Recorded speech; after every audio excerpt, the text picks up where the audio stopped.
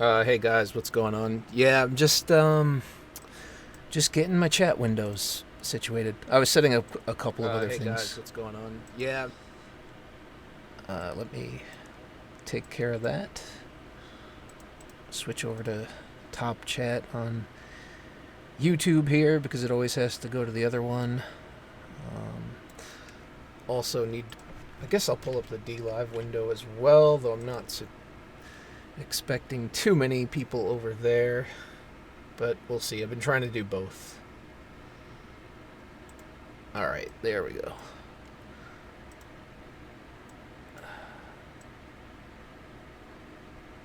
Now I can see both chats.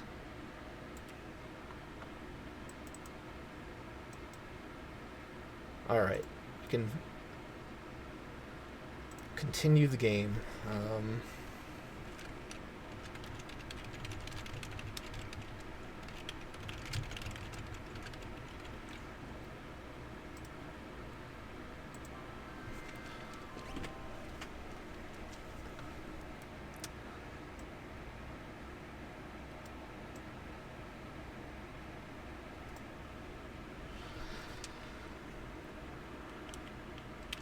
Why am I Oh, okay. There we go.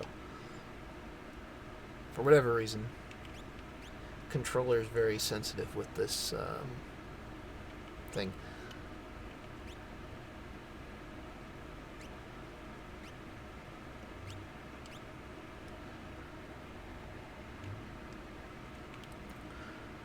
I don't even know which one I want to. I guess I'll choose this scenario first because it's shorter.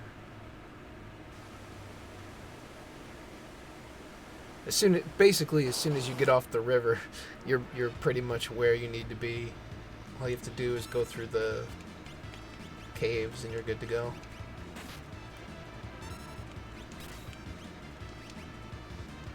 You could probably hear my fan a little bit in the background, but being that it's an extremely hot day, there's not much I can do about that. Well, it's actually not that hot outside, but for some reason my room is hot. I don't know. Regardless, one thing for certain is that it is truly obnoxious.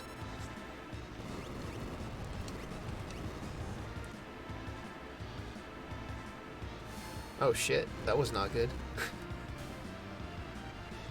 Give me time to heal. Oh, he's probably dead.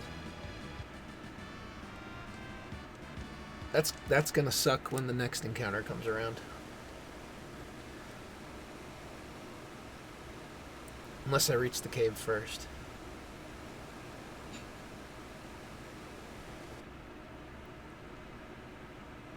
Oh, there we go. Does he have magic? No. No, you can't even go to his list.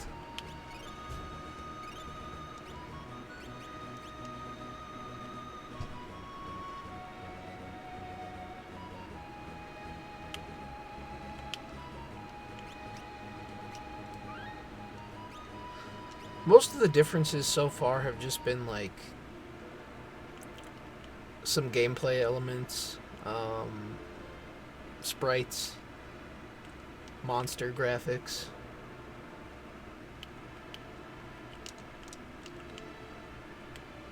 Where's the hidden door?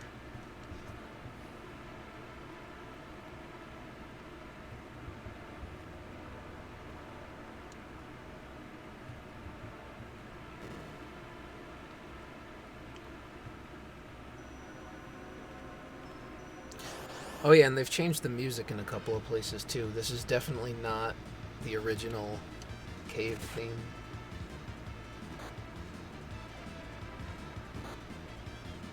Difficulty's a little bit different. Seems like they've changed some character stats as well.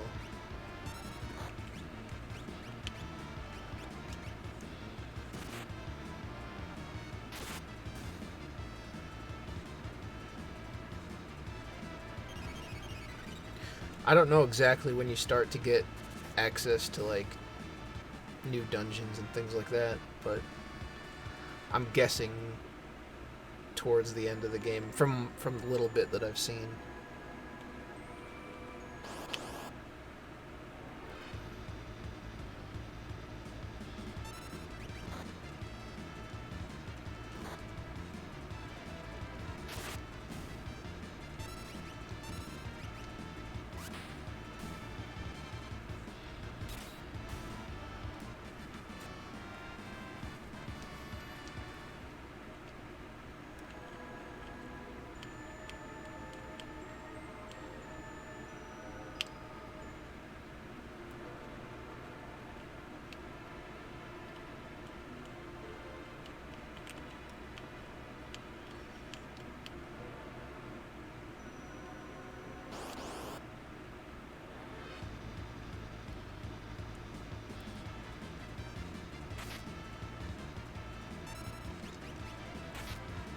Not that it's very difficult by any means, but there is like one slightly obnoxious part that is coming up right in, I think, in the next room or two, where you have to go through the stupid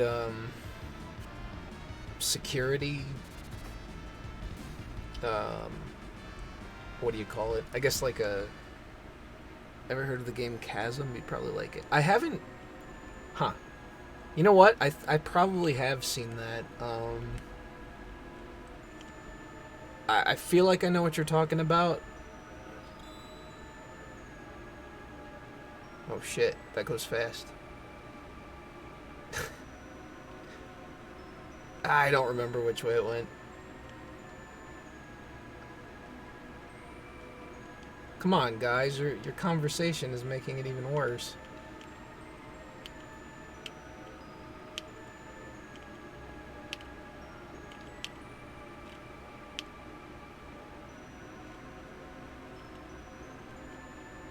Oh, I guess I do remember. Yeah, that part's annoying, but only if you get caught.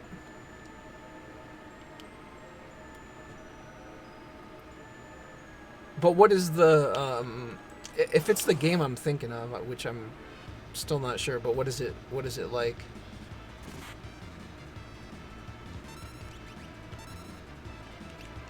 Is it like one of those side-scroller, sort of action RPG-ish types? Because that's kind of the style that I'm thinking it might be.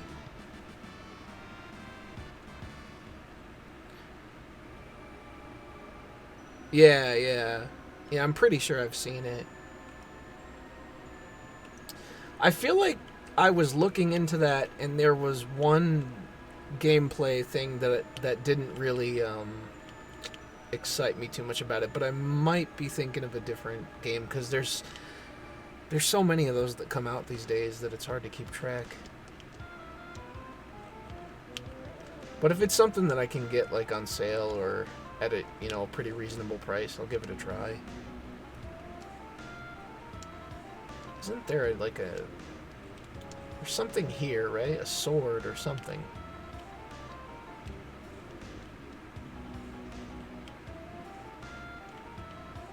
Maybe I'm mistaken, but I could have sworn there was a treasure box around. There we go. Rune blade. It's a good sword, but the only obnoxious thing is that it's sometimes it. Did they take that out? It uses MP to produce more powerful attacks, which I don't always like, because then I can't conserve it. Final Fantasy VII Remake, that's kind of a tough one. It's like, on one hand, I wouldn't mind trying it, but on the other, I don't like that they're going for that episodic nonsense. That sort of seems silly to me. Maybe, like, somewhere down the line, if I can get, you know, the complete thing reasonably, that would probably be ideal. But I'm not sure I want to do it as it comes out, because then, like, what if it doesn't get finished, or any, you know, or the whole thing of, like, oh yeah, you're going to pay $60 per episode because it's each one they claim is going to be like a full game. It's kind of crazy to me. I don't know. It seems like they're overly complicating it. I would prefer that they just kind of keep it simple, but I'm not in charge of development, so.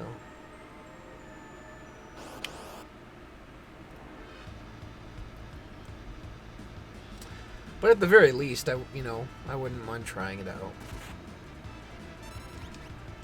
7 was never really my favorite or anything, though.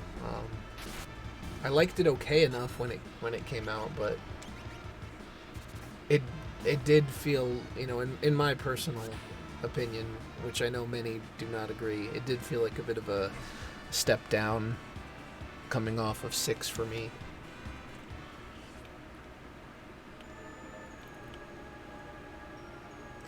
Yeah, I'm pretty sure they're gonna go through and give the old HD treatment to just about the entire series. Well, all of the older ones, I guess, anyway.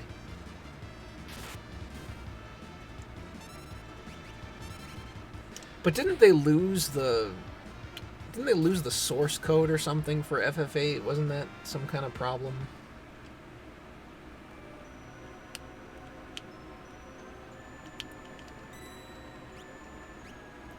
Yeah, I think the Runeblade is using her MP.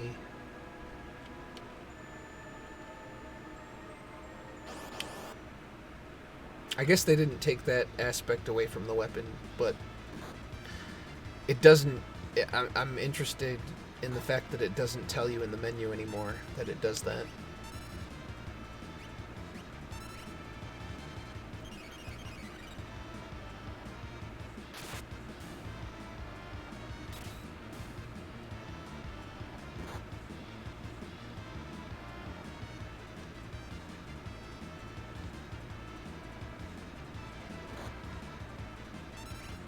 Come on, you guys are so slow. I wonder how many magic points that uses per hit. I think she had like 87 at the start of that battle. And I attacked twice. So it... like one was about 10 or so. And yeah, it's weird.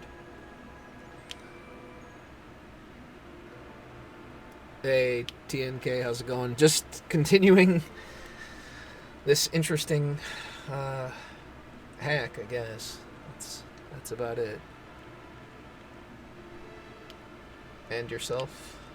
Oh, and thank you for the Chinese lemon.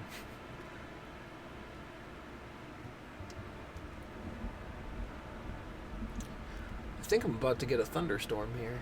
I hear rumbling. Hopefully nothing too serious. I really don't feel like losing power or internet service at this time.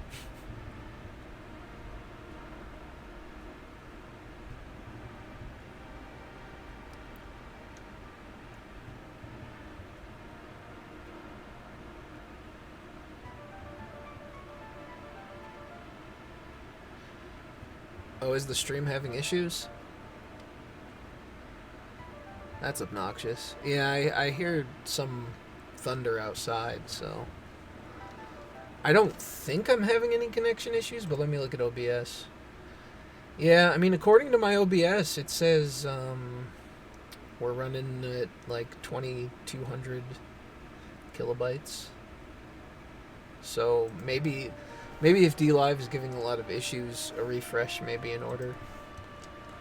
But I don't have anybody else to base it on, so I don't know if it's a my internet thing or a DLive thing.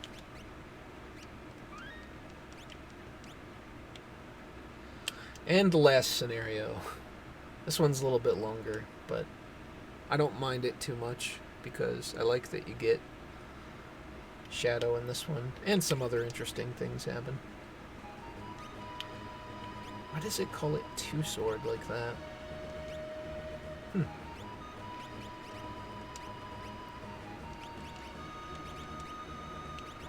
Kenpo-gi Brawler.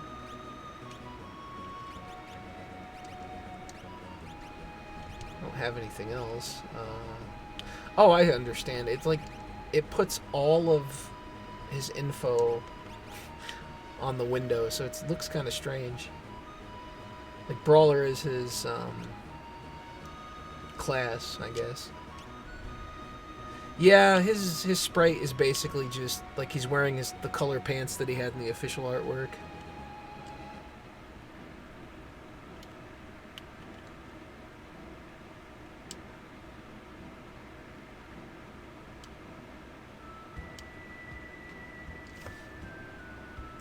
Just join the party, Shadow. That's all we don't want. I should have bought from the merchant first because he takes off. Forgot about that. Welcome, partner. Yes. The only thing that sucks, which I'm not sure if they've changed or not, but there is a chance that he runs away. Oh, that's interesting. So it looks like he naturally is able to do two-sword now. In the old version, you'd have to give him you would have to give him the Genji glove as well. But that's cool. Let's go meet the crazy guy. Yeah, usually what I do is I'll save a lot. I mean, when it comes to emulators, I guess you could just do state saves quite often, and then I think it's once you get, well, apparently he can run right before you get on the Phantom train as well, so there is that.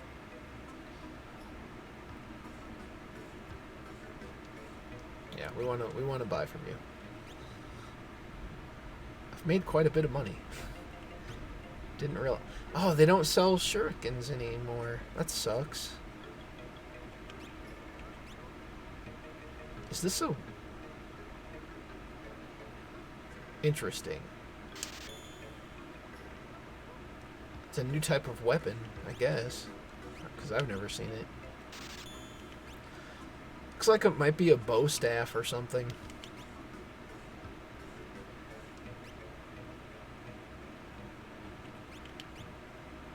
Yeah, this is like one of the time, early on when you can actually keep them in the party for a decent amount of time. So I always like to have them as long as possible. Alright, that's good enough, I guess. Do I have anything I need to sell, though? Iron helms, plumed hats. I'll probably sell 2 of them.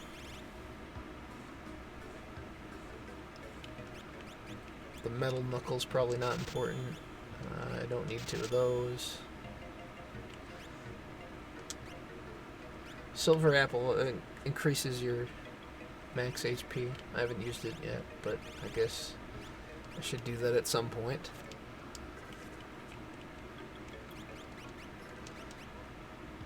It's actually not an improvement, though, so why did I buy that?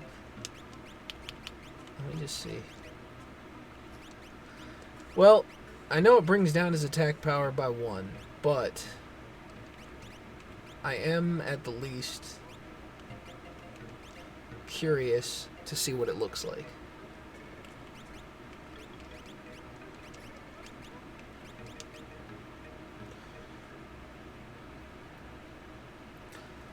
Yeah, you get Cyan on the Phantom train because he sees his family boarding the train. I think is it after you beat it? Yeah, it might be after you beat it. What do you think about Epic's exclusivity on PC? Why does everyone hate Epic? You know what? I haven't checked it out for myself, so it's really hard to say, but just from what I've seen people talking about, they're complaining that it doesn't have as many features as Steam.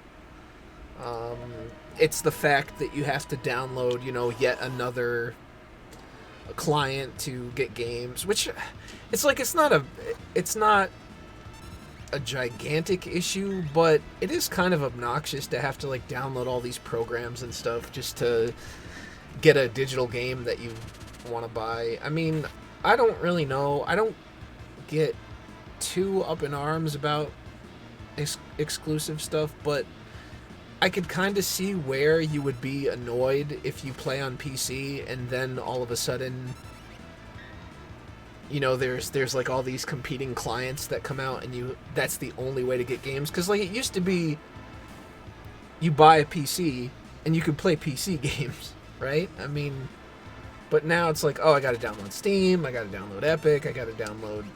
I know there's other ones out there. I don't remember what they are, but.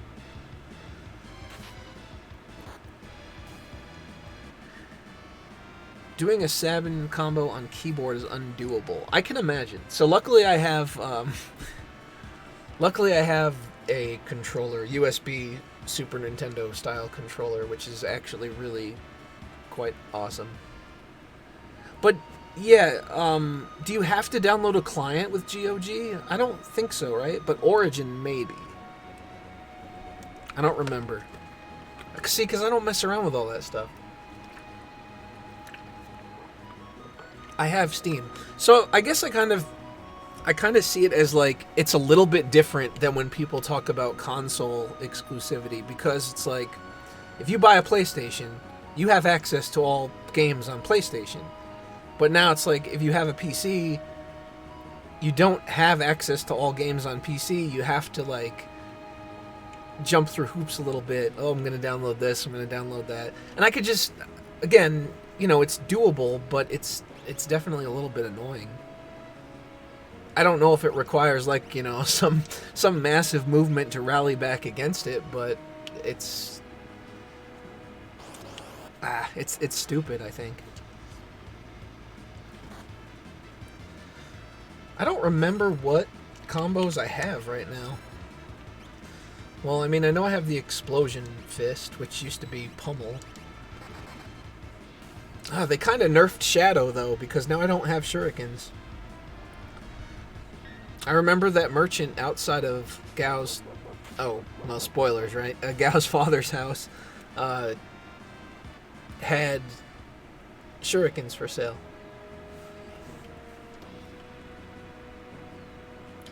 And now they are no longer there. That's just a little bit sad. Because I always had enough money to buy like 99 of them.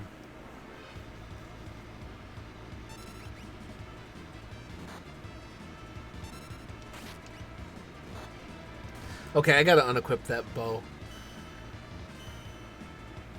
Virtual console with a GameCube controller. So much trouble doing the inputs. Oh. Yeah, I could definitely see where that would be a problem. I had one of those Wii Pro controllers or whatever that were pretty similar to the more old school ones. But yeah, if you don't have the right controller, you're definitely screwed. Did I do his aura thing right? No, I didn't. I don't remember. I guess I don't remember. I have to look at the chart.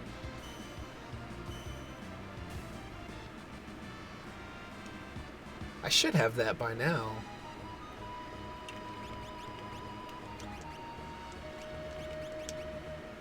Yeah, I do. So that should have been a success. I don't know why it screwed up. But I have access to quite a few of them already. That's kind of surprising.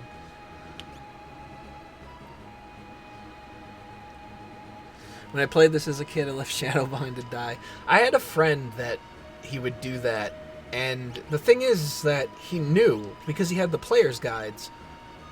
So he knew that he could save him, and he still did it. So it's like, I could understand when you don't...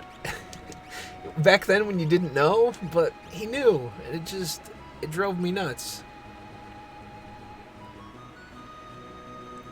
Let me try just get into a battle so I could do some of these blitz moves.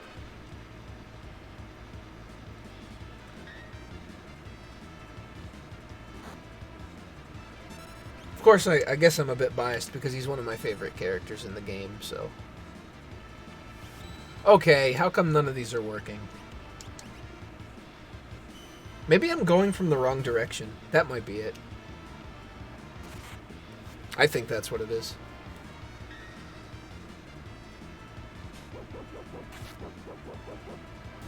They changed the animation on that dog attack, which is kind of cool. Alright, let's give this another try.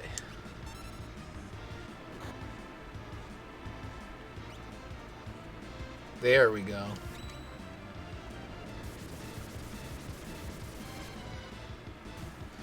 Oh, they actually put... He actually changed the attack to put in little phoenix birds instead of a bunch of Sabins.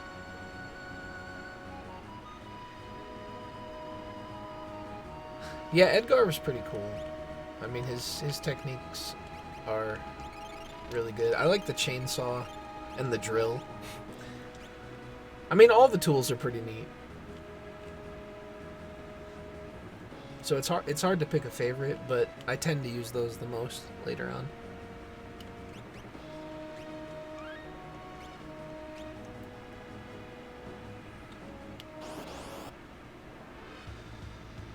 Really? That was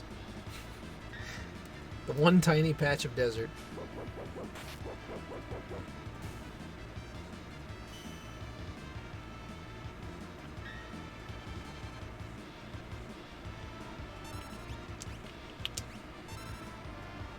Did I get it right?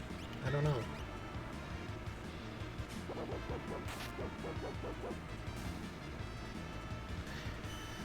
They definitely took down, like, toned down some of the attack power, though, because the dog used to be a lot stronger as well.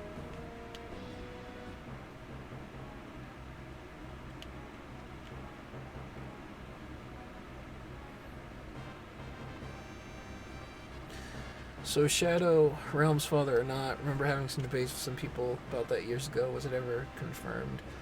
Yeah, because you can see those, it's after you get them back in the world of Rune. If you go to Inns, you can see, like, dream sequences of shadows sometimes. There's, like, a chance that it happens, and I think there's like 4 of them or something. And they're all insight into his past, and there's one that has to there's 1 or 2 that have to do with Thamasa, so it's definitely the case. Supposedly there was supposed to be a scene where Strago confronted Shadow about it, but I guess it didn't make it into the game.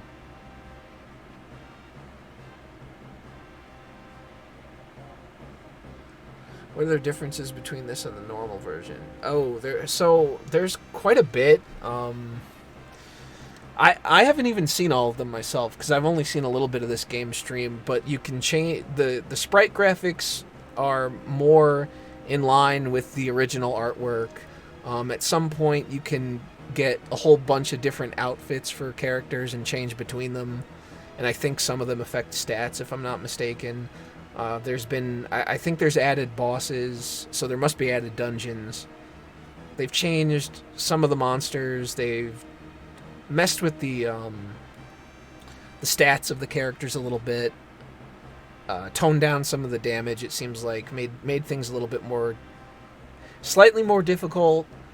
Changed the way some bosses work. Like when you fight the Welk in the beginning, or the whatever you want to call it, whatever translation of that of the game you want to use as the basis. But the giant snail, that battle lasts a lot longer, for example, because I guess they gave him more HP. But I'm sure there's some differences that I'm not aware of or am missing because this is my first time playing it.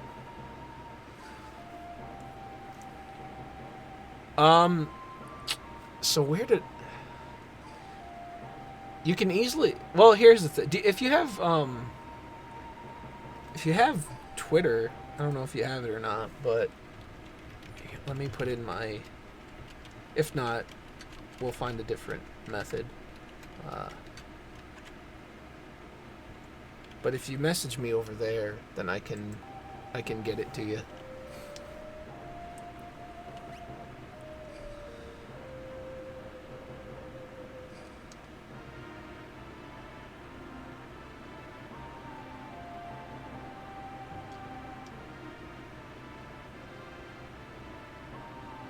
Yeah, Cyan's outfit looks quite different too. He looks more like the official artwork, his armor.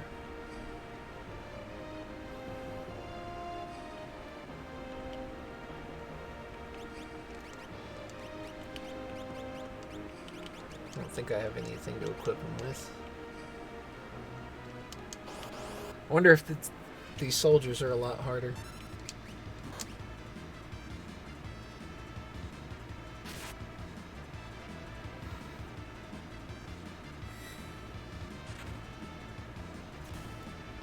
No problem. I mean, I think I just typed it in, like, in Final Fantasy VI T Edition in search and found a patch or whatever, but I've already got it taken care of, so I don't mind file sending or whatever.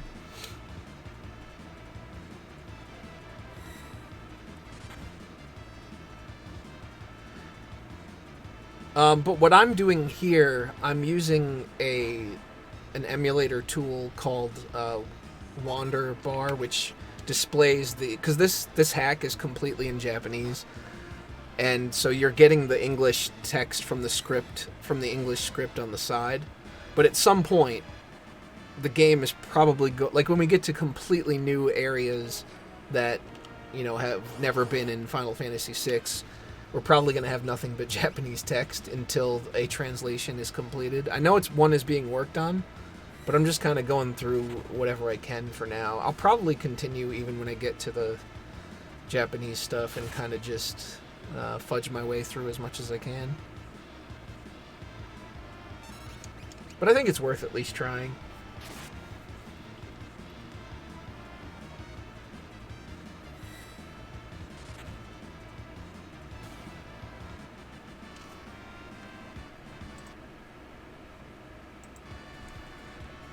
Remember, kids, always filter your water like Alex Jones said.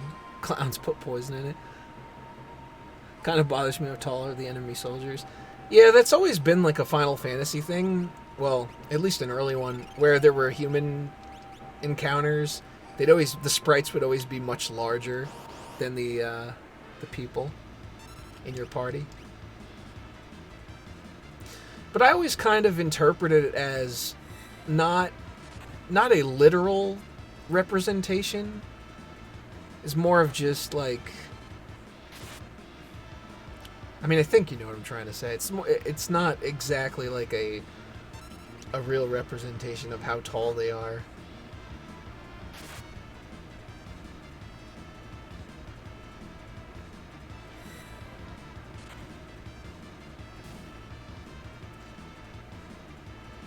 Because if you remember, there are moments where you encounter human characters in battle and they're the same size. Like, for instance, we'll fight Kefka in the soldier base, and he'll be the same style sprite as Cyan and the others.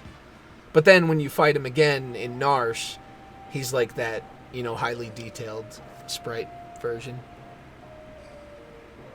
Makes more detailed enemy sprites. But like Rubicon's ridiculous. Yeah, he's like 20 feet tall. Maybe more.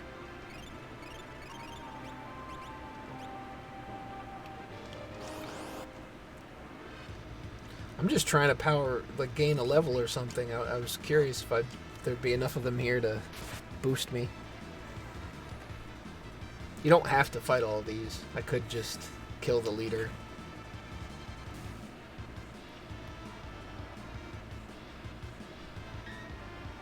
I have Bravely Default, and I think I only played like 2 hours of it. I meant to play more because I was enjoying it. I got sidetracked, and then then it became so long that I hadn't played it that if I want to play it, I have to start over, so I can reabsorb all the story elements that I have been through.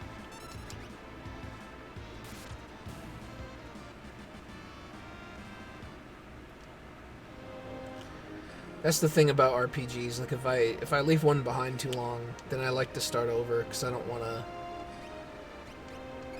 forget.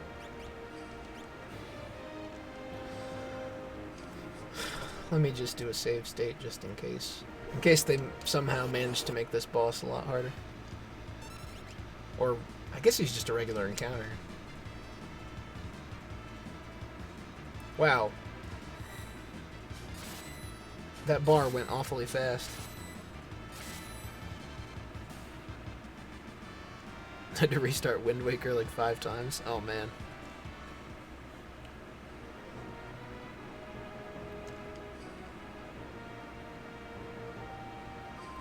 Speaking of Zelda, I think I want to play the what is it? The Link's Awakening remake. That looks pretty neat.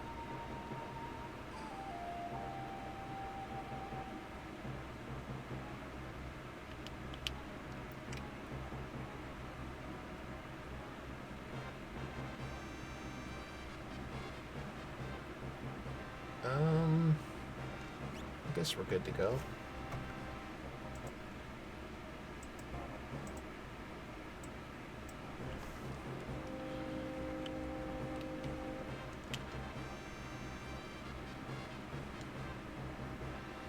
Kick it, hit it, or leave.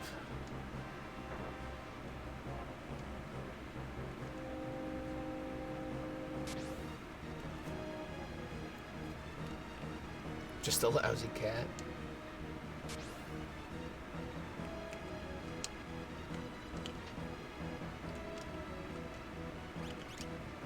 I think that's a throwing item.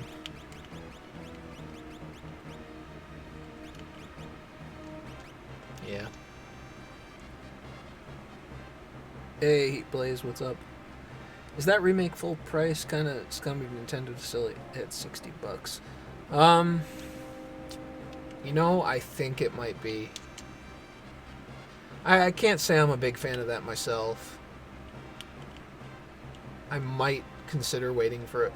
Well, I was gonna say I might consider waiting for a price drop, but Nintendo games rarely do that. Don't they? Like the first party ones, there's barely ever a price drop.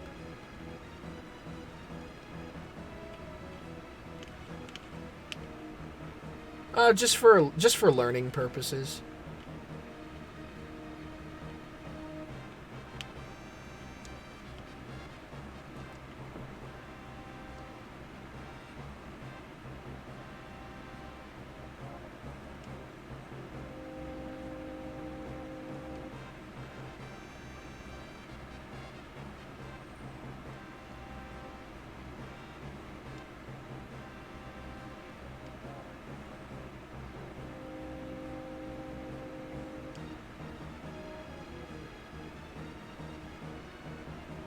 They only cut the price when they do Nintendo Select re-releases. Yeah, that's right.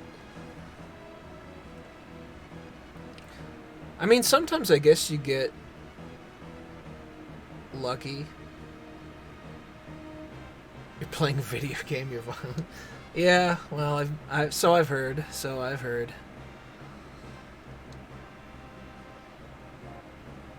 Breath of the Wild is still around 60 in some stores. Oh man. Yeah, that's crazy.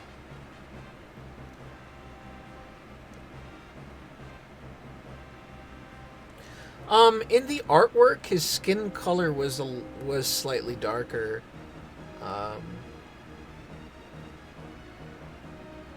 So in the original, he even looked like this. But the actual artwork of him, I do remember the skin tone being a little bit darker than that.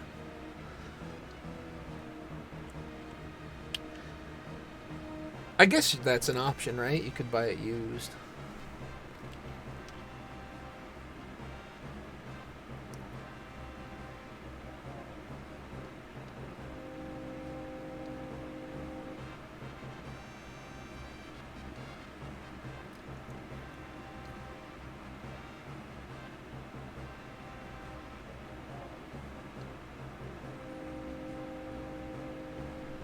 But you would think after years of being on the shelves that buying a brand new copy would be a little bit lower.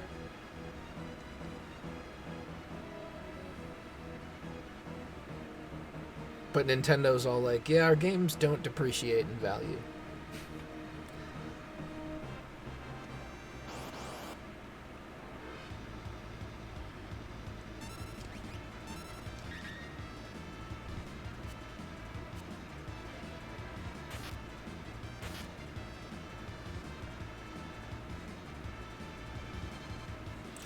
Oh yeah, we don't, he says, wait.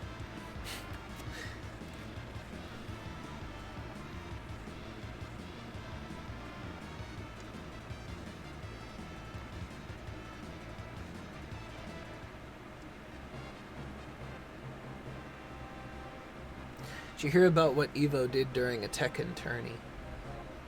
No.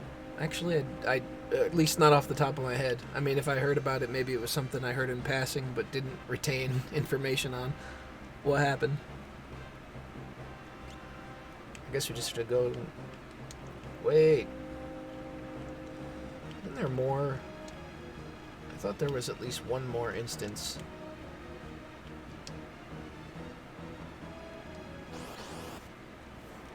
Yeah, this is basically just to... You hit him once and he runs away. He says it hurts, I guess.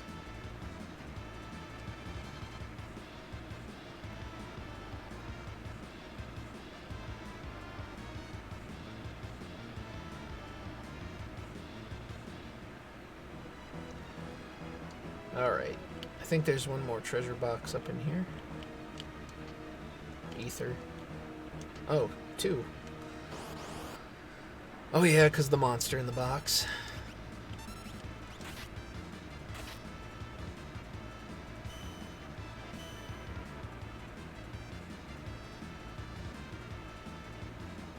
The director of Street Fighter V was depressed as fuck because leakers ruined his surprise announcement.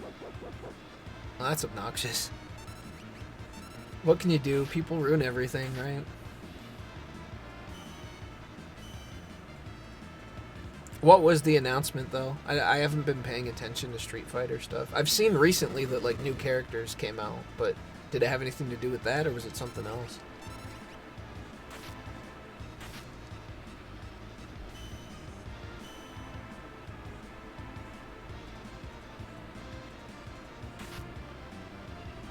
Man, this guy has a lot of HP.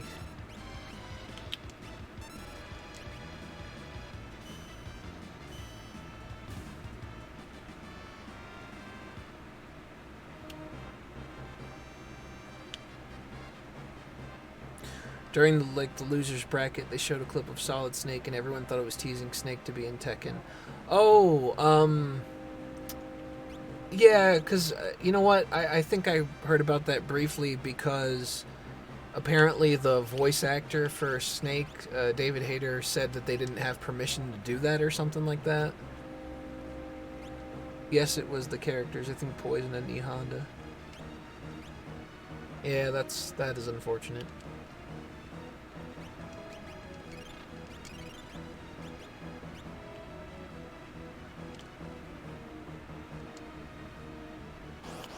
People are spurging about it. Man, that seems to be like a daily thing these days. Like, no matter what, it's just always something.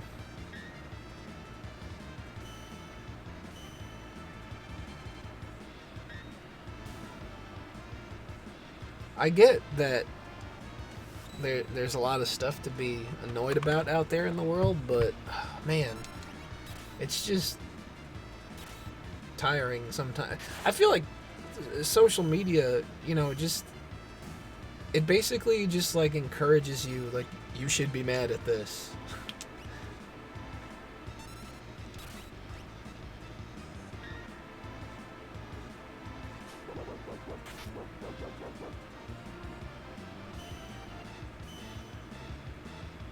Did my blitz work or what? Am I still having... Yes, it did. Okay. A little late. I was hoping I'd hit multiple enemies, but that's fine.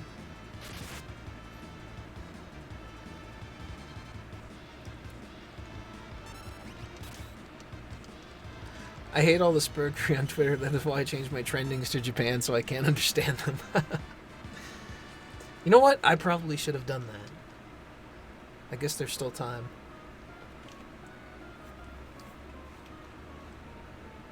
Seems like the only stuff in the U.S. is usually freaking politics related or just some dumb movement that people want you to get involved in or angry about.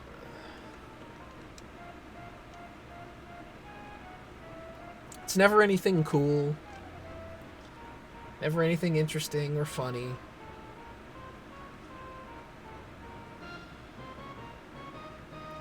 Before I came on here, I saw a thing. It was like an article, and the headline was something like, "Scientists have found a way to manipulate your brain with your smartphone." And so I screen capped it, and I just made the joke like, your smartphone has been manipulating you for years, because it's like that's where everybody gets their information, their interaction from. If you don't think that, constantly being barraged with that stuff has any kind of a effect on you, you're sorely mistaken. I mean,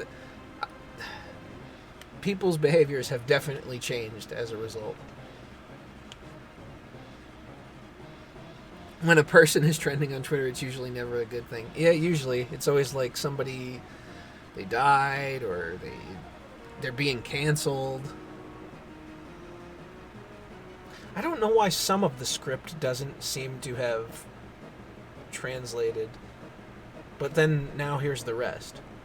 I'm not really sure what that's all about. Maybe there have been some new lines of dialogue added to the script, and so those are the ones that are untranslated. That's entirely possible. I didn't think of that.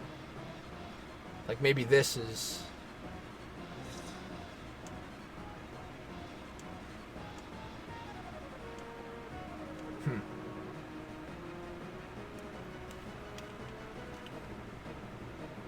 That's not... I don't think that's accurate, though, because I still feel like there's the same amount of... I know this is sad, but I've played Final Fantasy VI so many times that I feel like I have a feel for how long the dialogue windows even went for.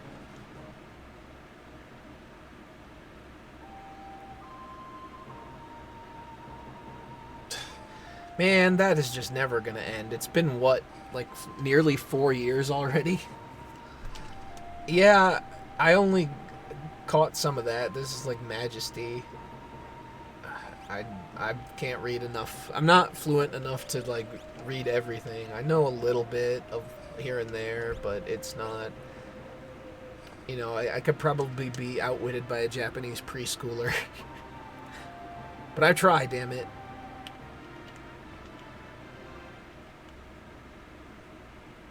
Oh yeah, this is a family... Shit, I don't think I can look at any of the other rooms then.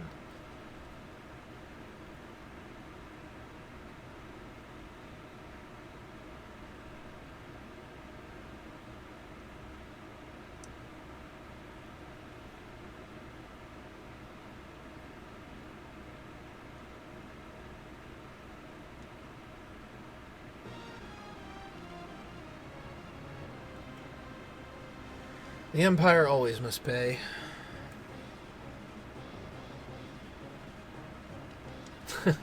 Somehow that doesn't make me feel better.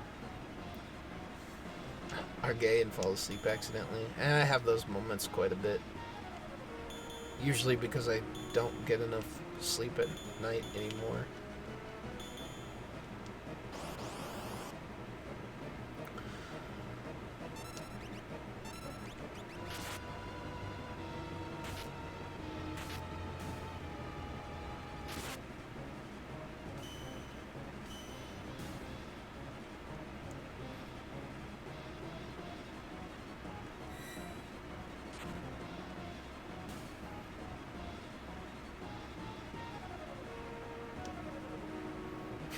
I guess that would require I go on 4chan or whatever is being used these days.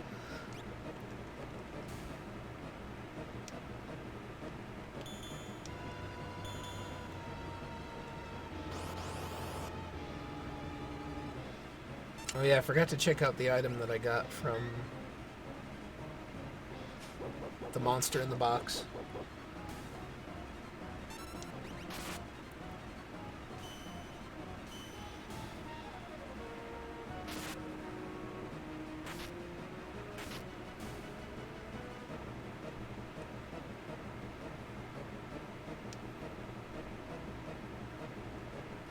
Alright, what did I get? No, I think it might have been an accessory. Wait, that was the... The black belt was from the commander. Oh, green beret probably.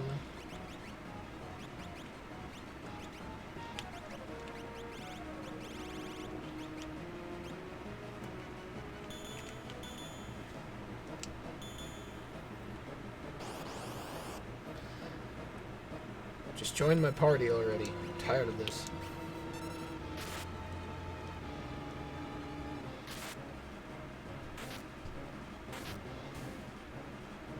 Did I get the Phoenix dance correct? Yes.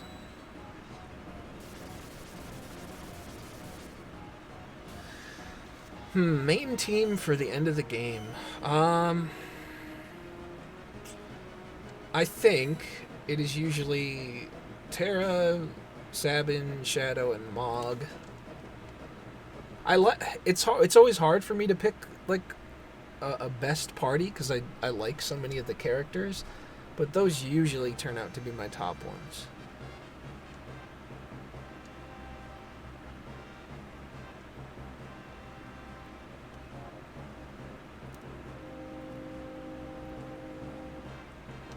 The 5-person party is one thing I wish had carried over from Final Fantasy IV.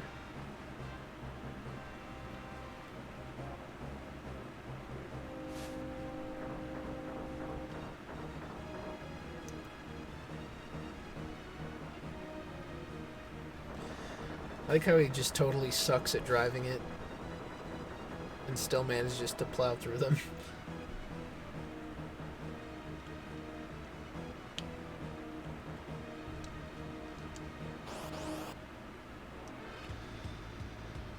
Wonder how many of the skills we can use. We get the basic list or the... Oh. We get access to the missiles.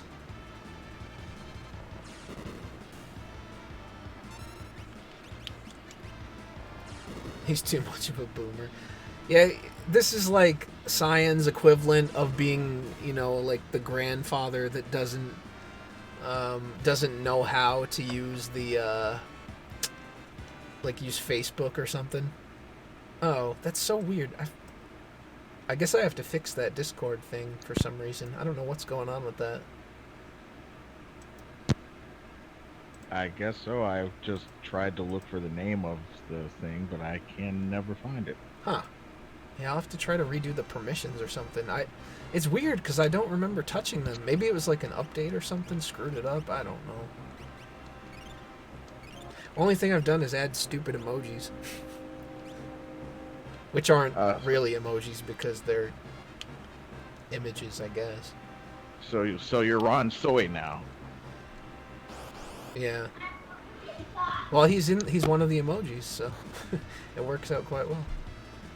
See, has the soy look.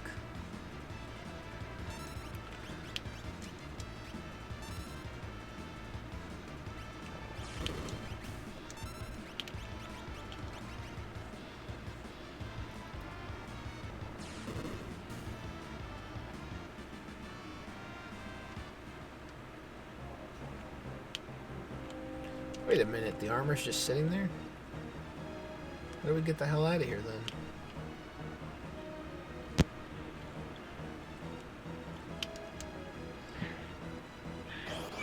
Nowhere to run. I don't... Says you.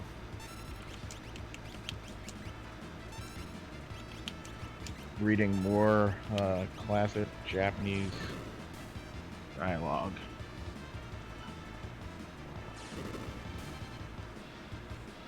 But hey, at least you got a preemptive attack or preemptive strike. Yeah, those come in handy.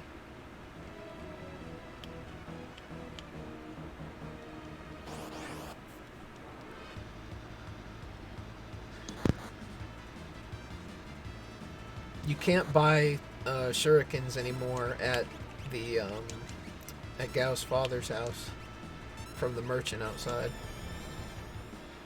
So that was disappointing. It sounds like racism to me. You never know.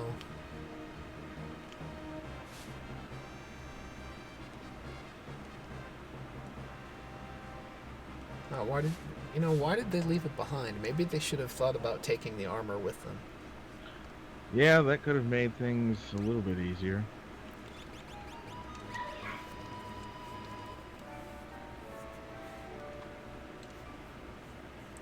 We can look at Cyan's weird dialogue again.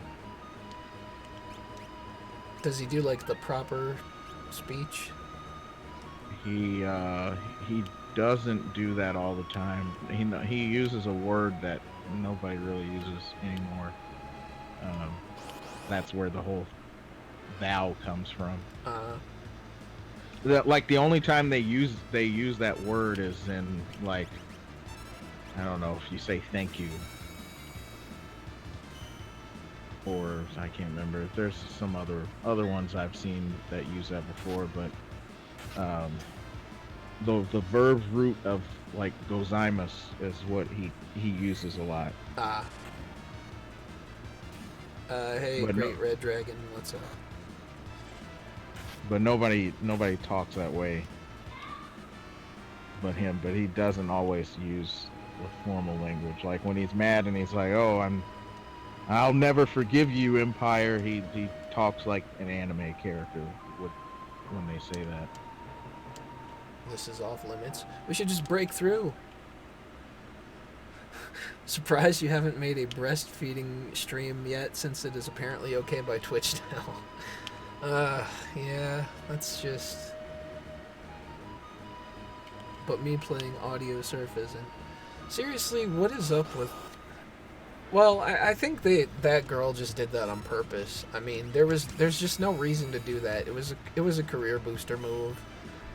Make a big stink, you know, bring in viewers for how stunning and brave you are. Typical stuff. I like how they're trying to get on Mixer's case now about how they don't want people dressing a certain way. Like, why do you care? You have Twitch dominated. But that's not enough. Like, you just It's never enough. That there has to be more that they get. Like, you just have to bow. Everybody has to bow. It's not enough to have your own thing over there that you're already dominating. You have to have everybody else's too. I mean, there's a chance that they are worried that since that ninja guy left, that, you know, Mixer will end up eventually more popular someday. I don't really know if I see that happening, just because how set people are in their ways, but there's a chance that they're concerned about that, and then they'll be, you know, oh no, I can't get viewers anymore because I can't show myself off in public. It's like, well, maybe you were never that interesting to start with. That's a possibility. Still has to do a pubic hair braiding stream. That's awful.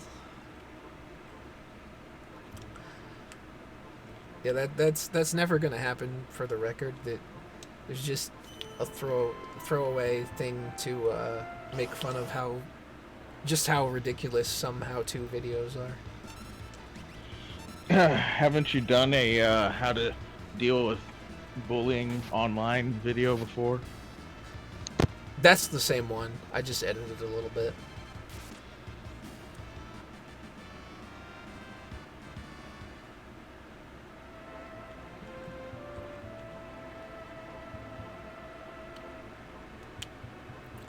I thought it was time to bring it back and remind people, since they were talking about that junk again.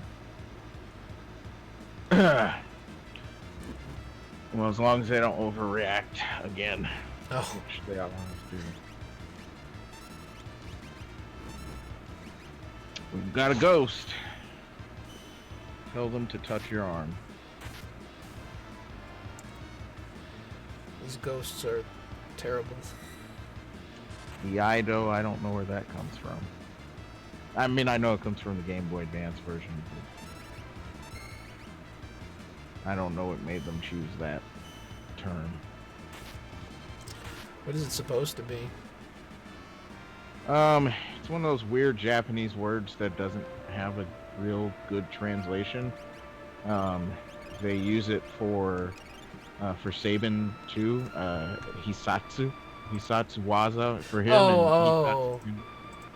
Okay, yeah. I've heard the term before.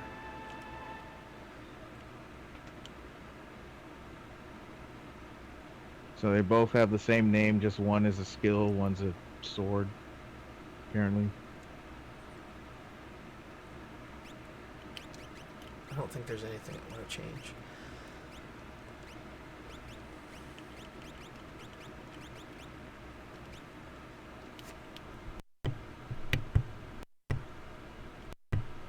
But the real question is, will we be able to suplex a train?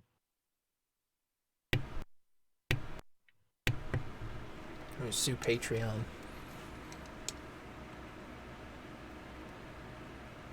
For supporting rape or something. Whatever it is they're doing. Whatever it is, it's wrong.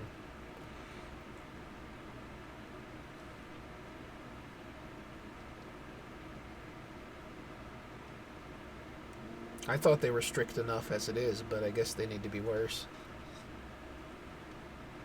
Well, you know, when you're co-opting human tragedies to suit your own narrative that has failed many times. I think there's a new theory. Maddox was the real John Titor or Titor or whatever. Mm-hmm. He traveled from the future and foresaw that one day people with rape lists would return to shooters, and so he preemptively tried to sue Patreon to get rid of. He knew all along. That's the narrative. Poison. I am not looking forward to this if there's going to be more of that, because I only have 10 antidotes. That could be a problem. You can't change the way you were born. Oh yeah, I have to go back outside.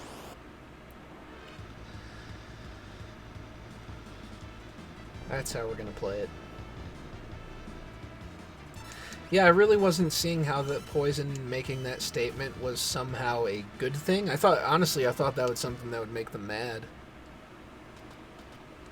No, if they want to find a way to make it support whatever position they have, they will.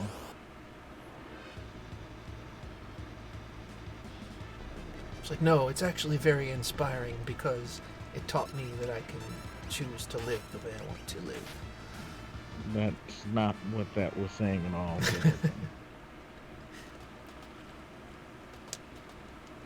Won't open.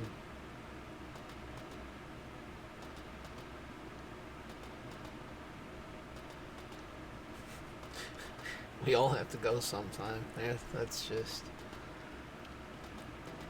Sounded a little defeated there, buddy.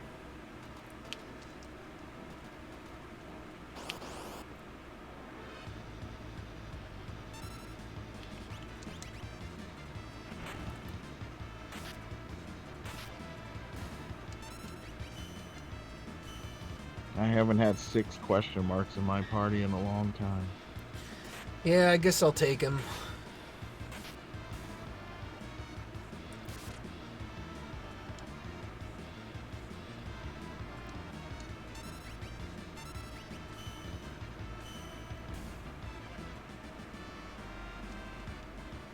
Did you ever understood what the point of the dog taking damage was? No, but I think it's just like a shield, right? That it basically just prevents, like, he takes it instead of Shadow. So I guess they just show you a visible representation of that, right? I don't know.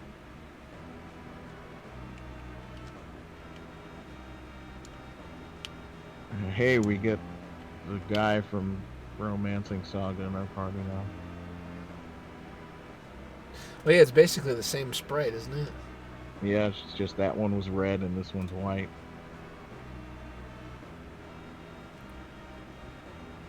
What was he in Romancing Saga? He was called Red Mage. That makes sense, I guess. He was not a good guy.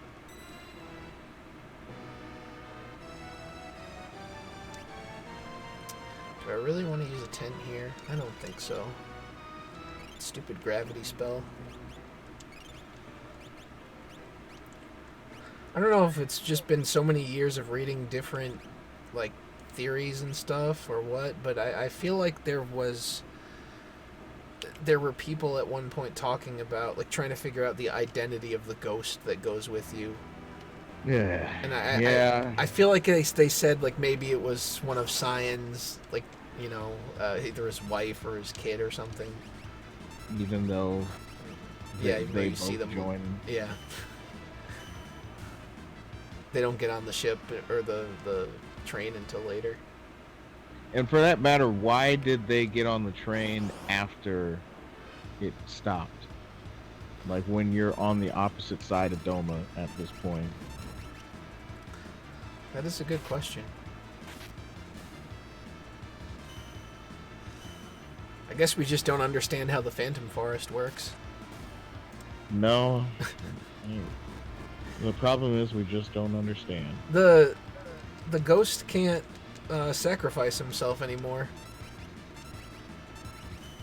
He only has attack. I don't know why they took the skill away from him. Not really sure. I don't know what they hoped to accomplish there. Can't even equip anything on him or to make up for it. I was just trying to find the shop. There we go.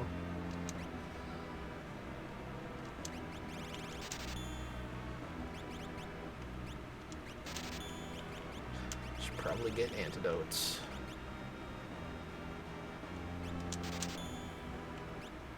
Ant dots? That's the best kind.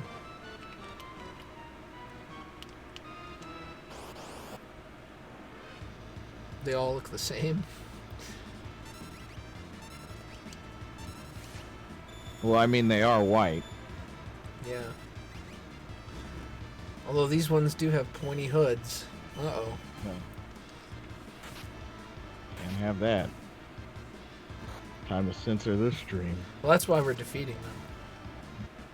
Oh, so then we're doing our part to stop white supremacy. Yes. Along with our new party member who is a defector, and he's coming to the right side of history. He must have been watching Jared Holt. And some ContraPoints videos. Oh, well, I mean... That's the what it- de-radicalization process in action.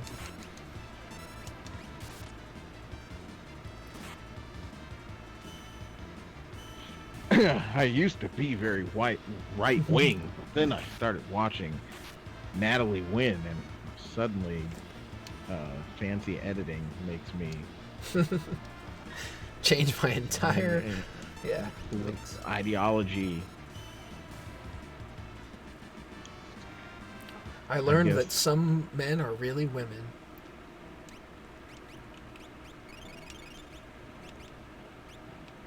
And then that's how we get to that one Facebook post where it was like, well, it's close enough to a girl. So. I'm bored. Let's go. I am surprised though that the people that push that the most are not guys trying to justify why they're interested in trans women. It's well, that's racist. But it's just other women. It's just women or trans women, which I mean they have a self-interest, so of course they're going to do that. But you would think that the guys that are interested in them would also say that, like, oh, it's they're really women. And the reason I said it was racist was because the way that they say no escape, the first two kana there are ni and ga. I wasn't paying attention.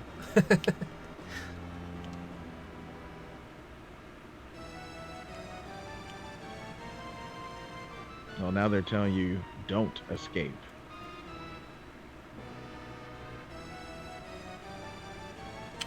Here we go. Time for the super jump special.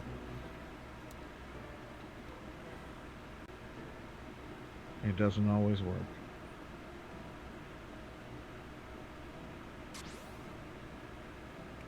I started watching Theron Meyer and now I'm trans. No. I mean, that's how it was back in the day. People would be like, I don't even care if you're trans. You're so hot. And then they moved on to Blair White. I guess when Theron just got a little bit too unhinged.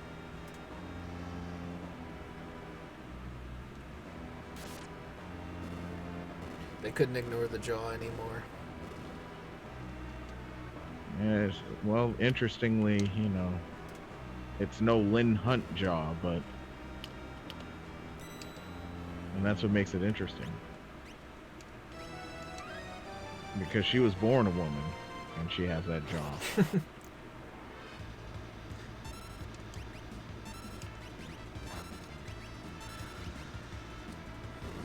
We're gonna have to see proof.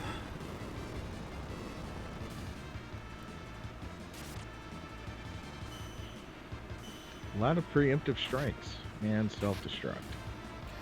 Yeah, that was not right.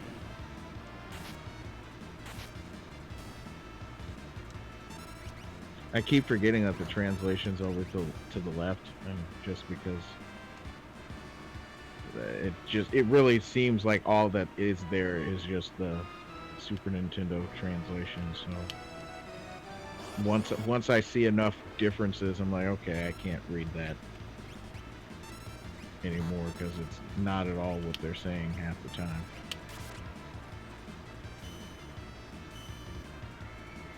Yeah, it's from what I've seen, it's pretty much the Super Nintendo. The only weird thing I've seen is the auto bowgun bit, which, while being, I guess the proper one, it's strange that it's there.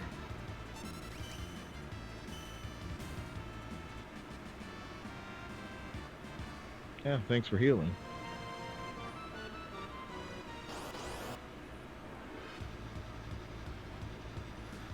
Oh, there's a naked fairy. The way all fairies are.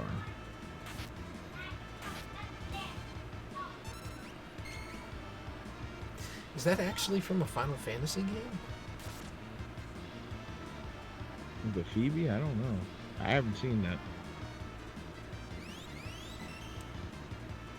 But it has been a long time, so maybe I just don't remember. I mean, I guess the only one I wouldn't really have good memory of is 5, since I haven't played it as many times as I've played 4 and 6, but I don't remember it from any of them. Could be Romancing Saga 3.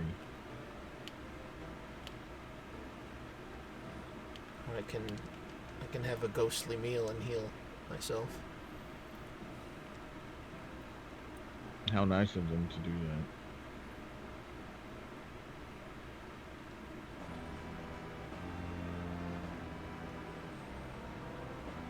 If you eat the food, you should be stuck on the train forever.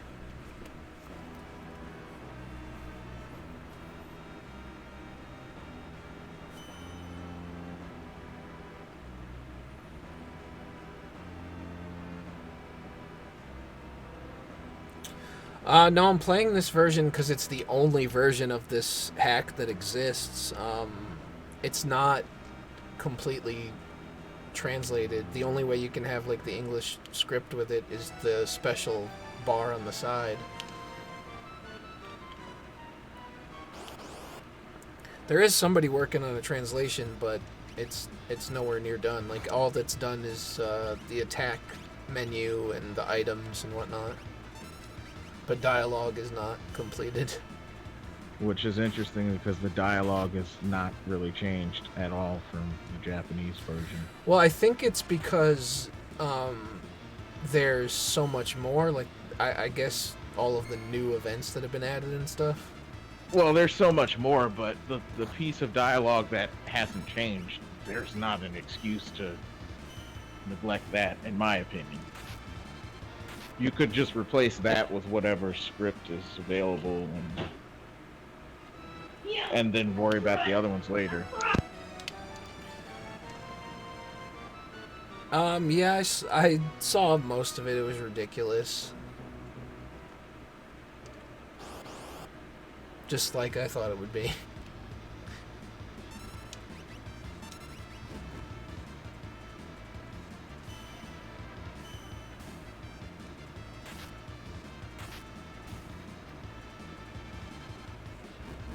$1,600 lines of text was added. Huh. Oh, That is quite a bit, I guess. yeah. Oh, that's I've another thing. played They've changed this I've part. played games with more lines of text. I've had to translate my head. They How changed which sprites. Oh, Yaniv believes he has a right well, to an it's because abortion. that's Yeah, Gilgamesh. they That's changed not. it. They changed him to Gilgamesh. That's what I was gonna say. I don't know if that means Siegfried doesn't exist anymore or what, but they did change this part. Oh crap! Even the ghost got destroyed on that one.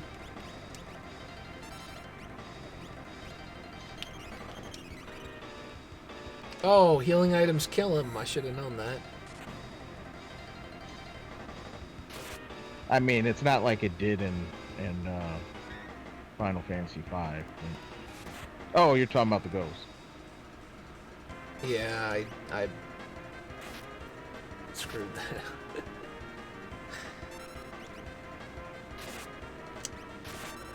Wow. Okay. I guess they decided to make this part actually difficult.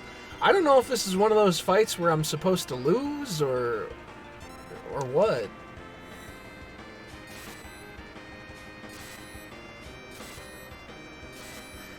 I mean, I don't know what's going on. That person is obviously disturbed in some way, if they actually believe that stuff.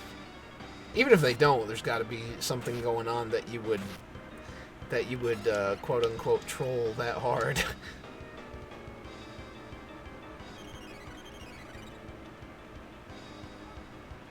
And Gilgamesh is doing his martial art screams. Yeah, what a dick he is too. Because Iga and Arcgalad makes those same kind of screams. And Gogan.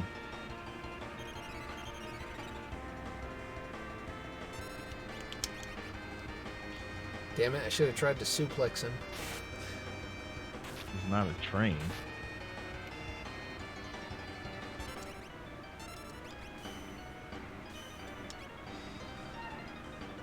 Probably should have healed. Need a medic. I'm glad they fixed the gauge there. It was going really fast. I was surprised.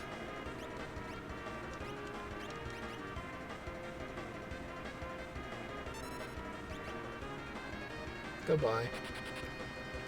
Watch your language, Gilgamesh. I think the ghost might just be gone.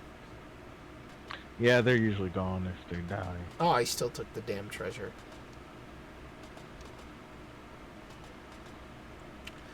Well, I guess not everything changed.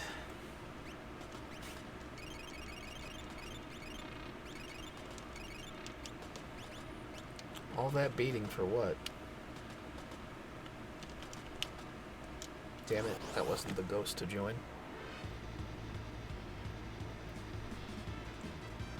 Is there another item shop before the end? I don't remember, but I think there is.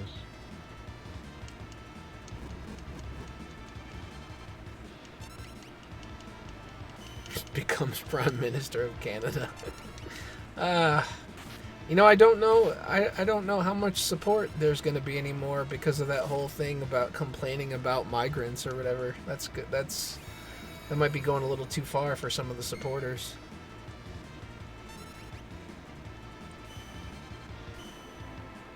They're gonna have to make a decision about what hill they want to die on.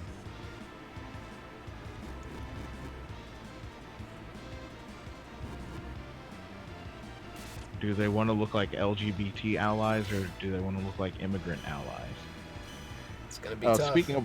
Speaking of which, I was listening to a series of lectures on YouTube yesterday, and the professor allows like up to 2 minutes, I think, in the beginning of the class to let the students, whoever has something to announce something. Yeah. And there was one where it was like, how many of you are going, it was NYU, and like, how many of you are going to the Ally conference thing or whatever, and I was like, "Yep, we're skipping this. We're skipping the first minutes of this video."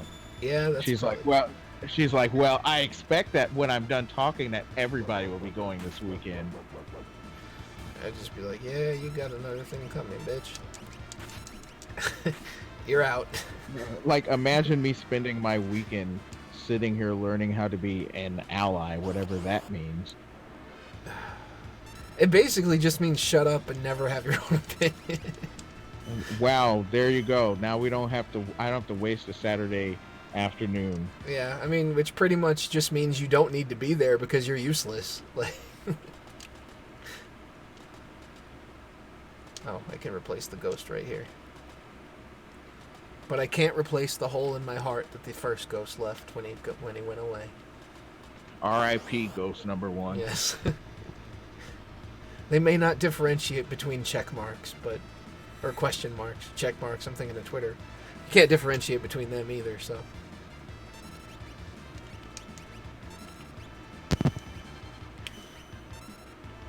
Well, I mean, you can't do programming.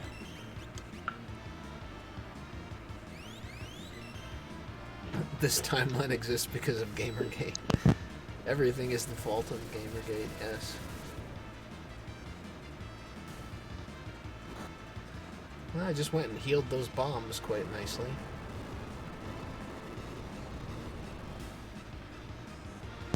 Cancer exists because of Gamergate.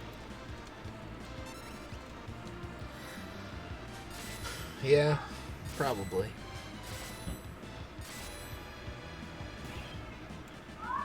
That's the ally version with the Y. Oh, like Wamixin or whatever. Yeah, I don't. Oh boy. They don't want to. They don't women, so they put an X or a Y in place of the. That's just horrible.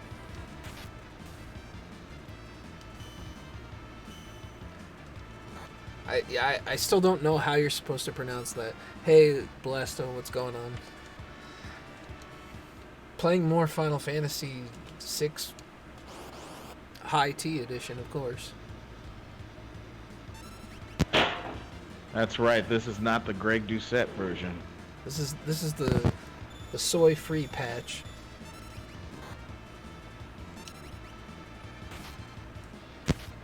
Which is fitting. There actually was a My Little Pony hack Oh. game. This is the one that you applied to that one to fix it.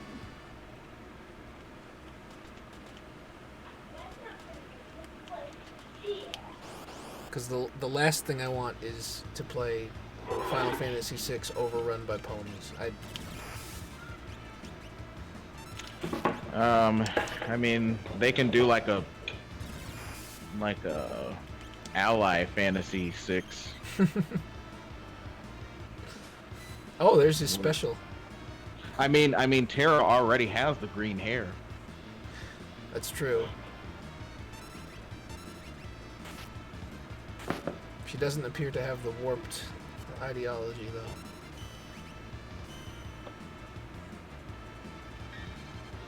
though. No, but she is confused about love, and you know, that would have been a perfect opportunity to tell her about the merits of polyamory. Locke doesn't have to choose anymore. She just has a lot of love to give. That's the one I always remember seeing whenever somebody tries to justify or explain it. It's always, well, I have a lot of love to give. I can't just give it to one person. That Sure. drives me nuts.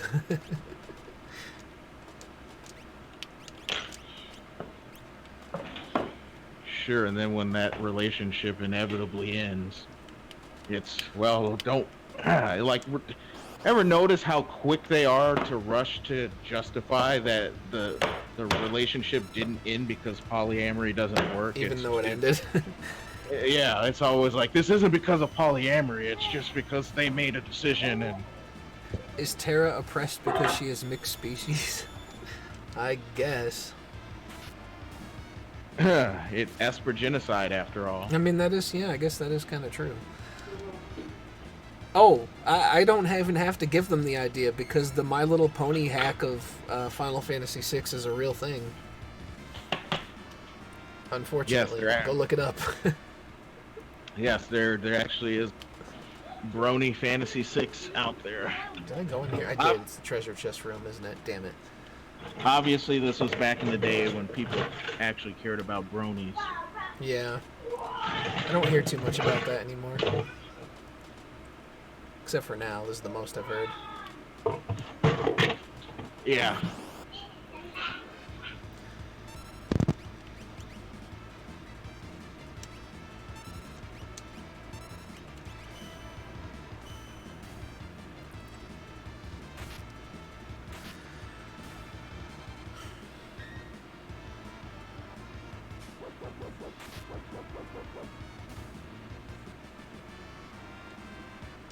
Save point, boss fight, and then we're out of here.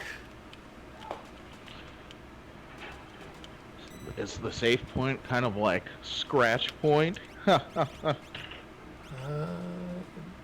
guess that could be. Not at all, because that name came from Chrono Trigger. Alright, here I go.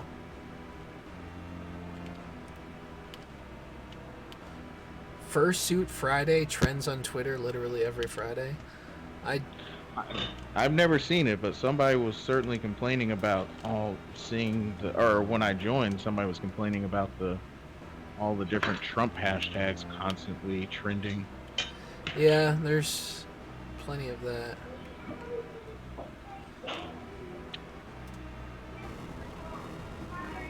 Alright.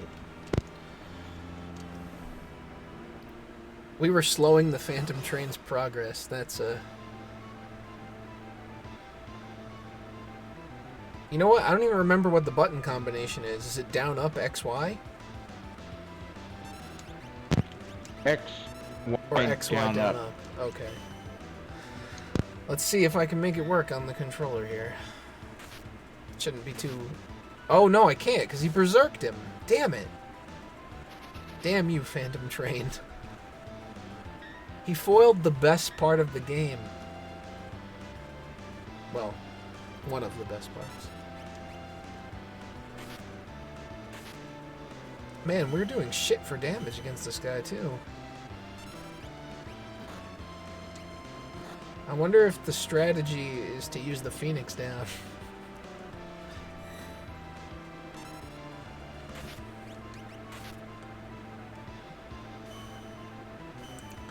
Well, I guess I could... I don't think I have anything that removes Berserk, so I think I'm screwed on doing the suplex, unfortunately. Oh, damn. Cyan's a frog now.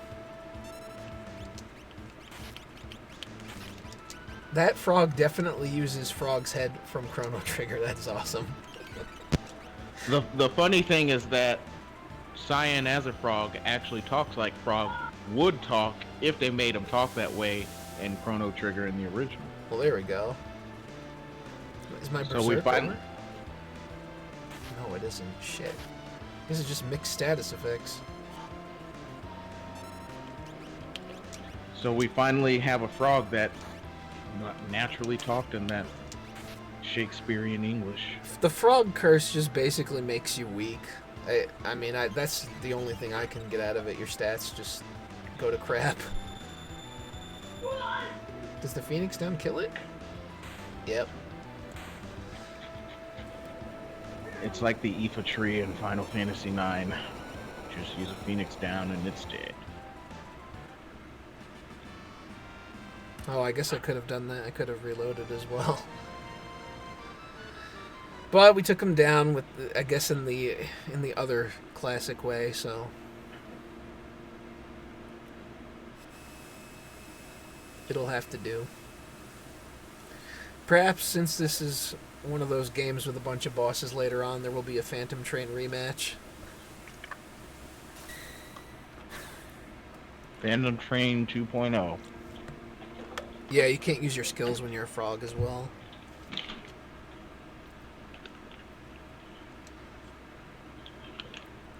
That's okay. Skills are for liberals anyway. There were no frogs though, and were there frogs in this version? I thought it was just imp in the original, or kappa or whatever. Kappa. Imp.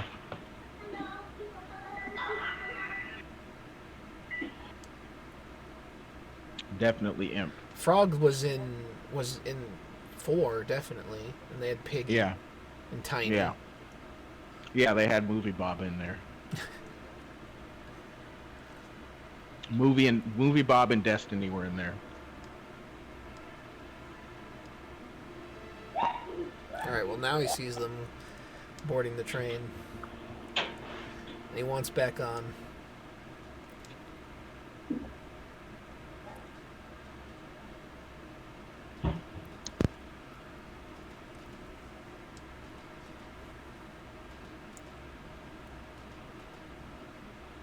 Aaron Hansen controversy. Is that where he just made that stupid post on Twitter and then people were about the artist video, like the artist joke video, and he got all mad about it and made this huge thing about how he was sorry for his problematic past and he was calling out people that were doing it now or something? Yeah, I saw that whole thing. It was stupid.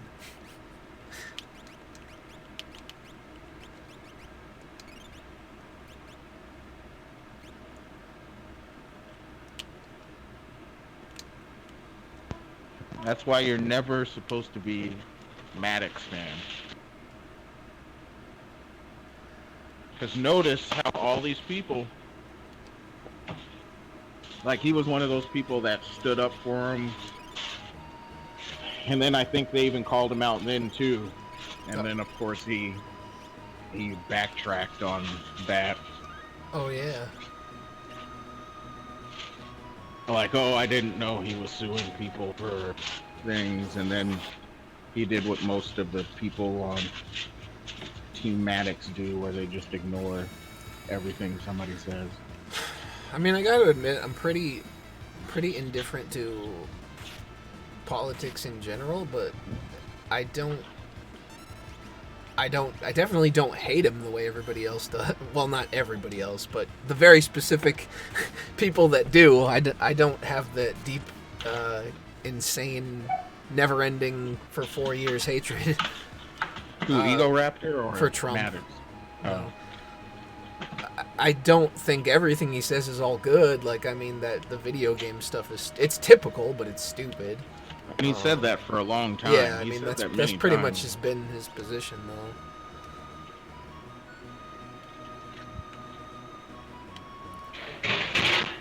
So I guess if nothing else, it's consistent. I guess you gotta hand it to him on that at least.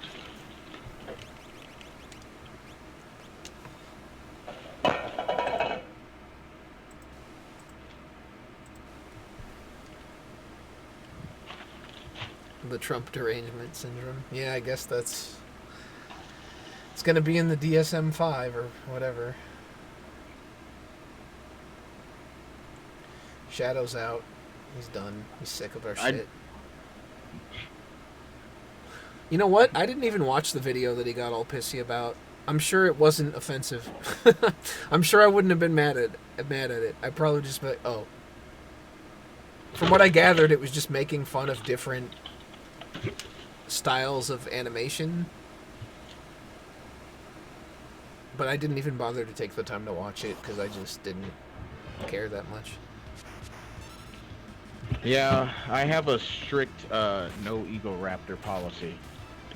Oh yeah, I mean it was just one he was bitching about. So it was some other, I don't know who it was that made it. Someone else. In my general rule of thumb is whenever he's whining about something, that probably means it's something that is worth paying attention to, and he's just being a giant baby as he always is. I just don't. It's just stupid. Like, I don't know. Even if you've changed your mind or something, it's kind of strange to then go out and go after other people who are building their audience the same way that you built yours in the past. Like, oh, it was okay for you to go and build this huge audience of people, but now because you feel like you're better than it and you have, progressed or something, everybody else that maybe makes the wrong type of jokes has got to go. That seems, I don't know, it just seems weird.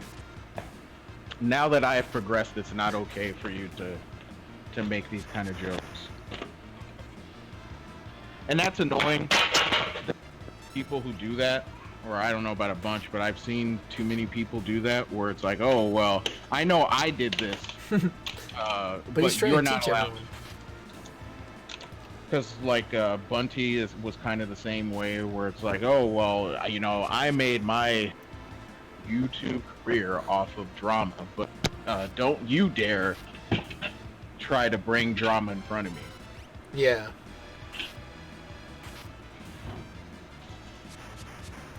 It just gets annoying.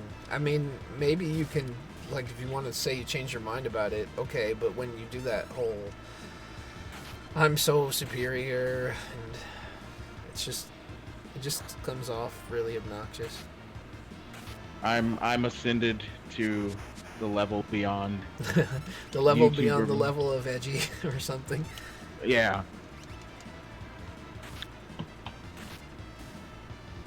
I mean, if that's the case, why don't you go with your, however many subscribers you have, and why don't you close down your channel since you built that channel on the quote unquote wrong behavior, and then start over. But no, because we know that they can't do that. I mean, if you're really trying to like make a so-called statement or whatever, that would at least be a sacrifice that shows that maybe you believe what you're saying.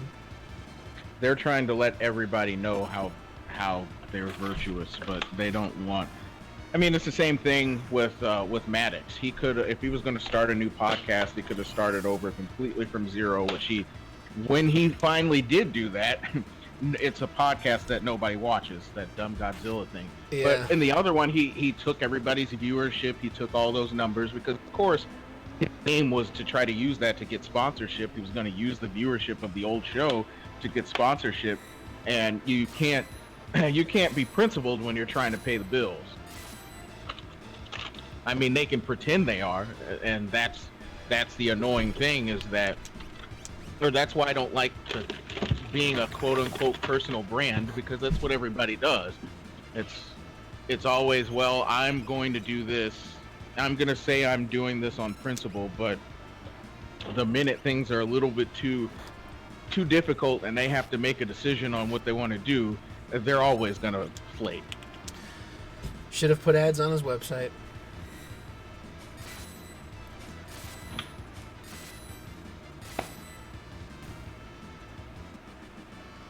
They're going to flake worse than the Head and Shoulders commercial.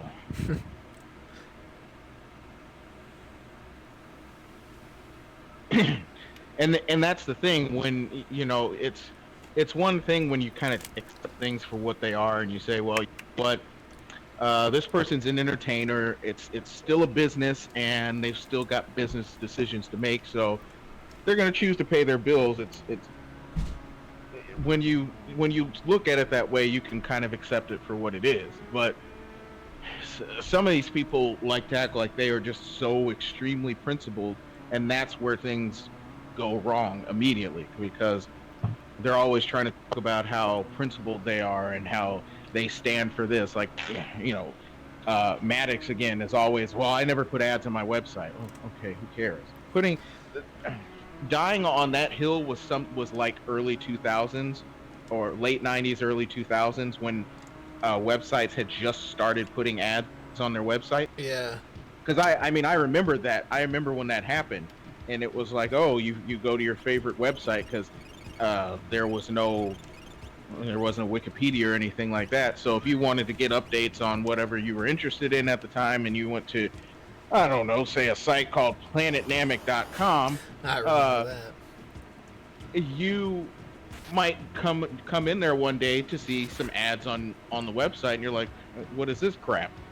And then you got a bunch of people getting upset, and then of course they have to make an update about it and talk about how they need to do this because cover server fees or whatever. Yeah, the watchword in those days was bandwidth. Like Oh yeah. band Okay.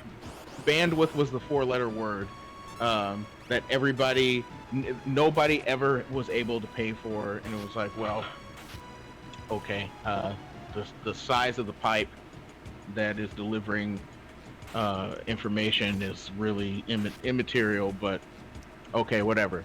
But people got mad, but they still kept going. I don't think anybody really walked away from any of those websites, even though they were upset that they had ads on it.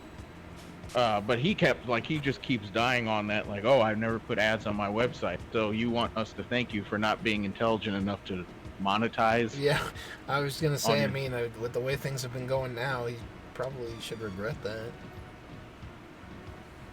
Like it's a lot like the social justice apology argument. You expect that you're gonna get on the back for never putting ads on your website, but in reality, nobody's gonna care. Like that's just the way that it is. If you work in a corporate job and you achieve something that nobody else does, yeah, you'll get recognition for a while, but then eventually they'll stop caring and they'll say, well, that was good then, but what about today? Oh, interesting. I- Gao can use weapons. Well, you did say he was improved. That's true. It's like they can't ever understand that. If you're gonna go through, you have to just accept that some things are gonna be the way you don't want them to be. Like, yeah, would it be nice to be without ads? Perhaps in the mid to late or the late 90s, early 2000s, sure. But once people were able to get ad blockers, who cares? Like, yeah, you'll have some of those stupid websites that try to guilt you into disabling your ad block, but Yeah. my response to those is if they irritate me enough where they keep trying to guilt me, then I'll just stop going altogether. Oh, they took the elixir out and put a gold bar in, or gold apple. Like, oh, we can't, or what was that? It was some social justice website. Maybe it was The Guardian or something like that, where they're like, we can't provide quality content and aid in the fight against Trump unless you disable your ad block. That it might have been that, or like the what is the feminist something? What was that? Everyday feminism? Yeah. It might have been that. Oh yeah, I couldn't do this part with the letters now to get the Tintin bar. Like, we need your support against.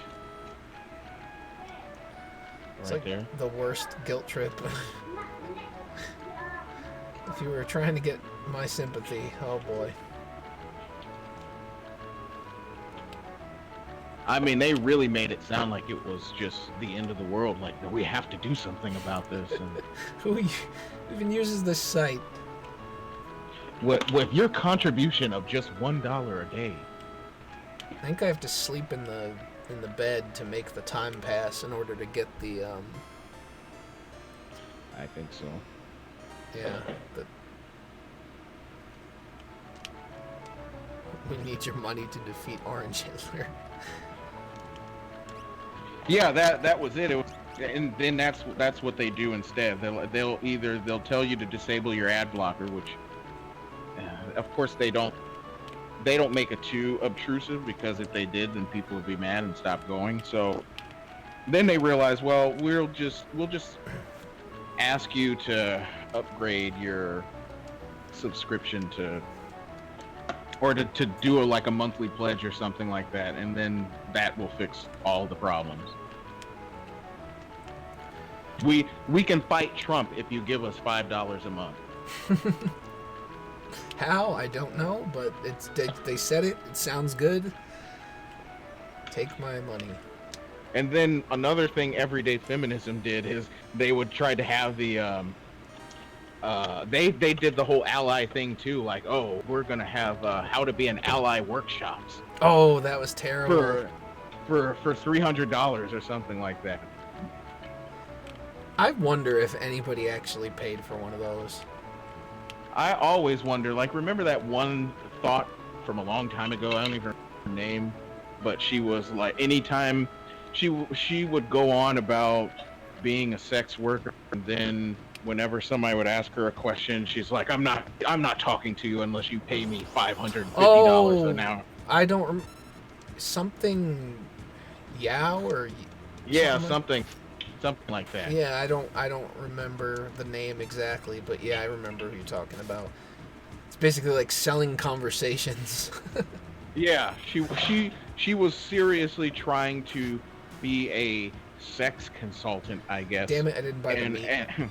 And make men pay $500 an hour so that she can tell them basically that they should be cucks. I mean, I'm just guessing that that's where she was probably I mean, the going. $500 payout is already enough to prove that, so you don't even need the conversation at that point. All right, I need to go. So she would always have those stupid hot takes, and then people would call her out, and she's like, "I'm not going to talk about this anymore unless you pay me $500 an hour," because she kept lowering her rates. Like it was $550, then it was $500. Like you must not be getting any buyers. Yeah, it sounds like somebody's getting more desperate as time goes. Please, guys, please.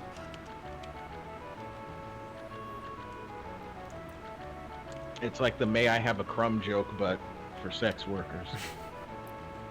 Can you please pay a piece of gold for a crumb? Man, I don't remember. I don't know how much more of this I can pay. Let me try to get Gao.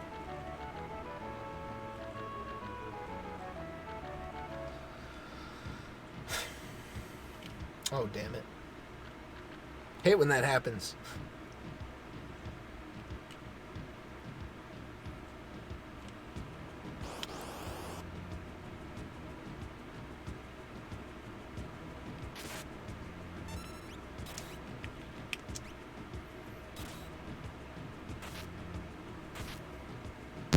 I just saw that comment in the chat about the Galaxy keeping track of Maddox not putting ads on the site. And I was very tempted to say the last ad-free website is in captivity. The Galaxy is at peace. That's a good reference. But it doesn't exist because there are no women in video games. Right. At least not until current year. Exactly. Or Overwatch or something, I don't know.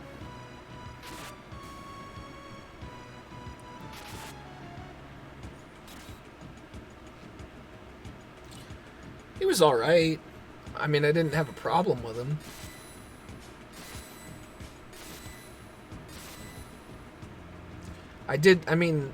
Even on the Biggest Problem podcast, though, he was kind of pretentious, I guess, but other than that.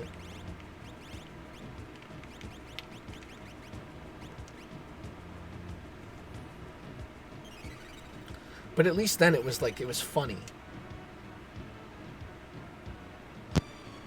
Yeah, he was the one that never understood that it was a comedy cast. It was like he took it as intellectually rigorous. It's like, no. But he put in work and brought snacks, so. Yes, like all cups do. Oh yeah, I guess it's back to having battle script, no battle script translations. So just watch the dance of joy.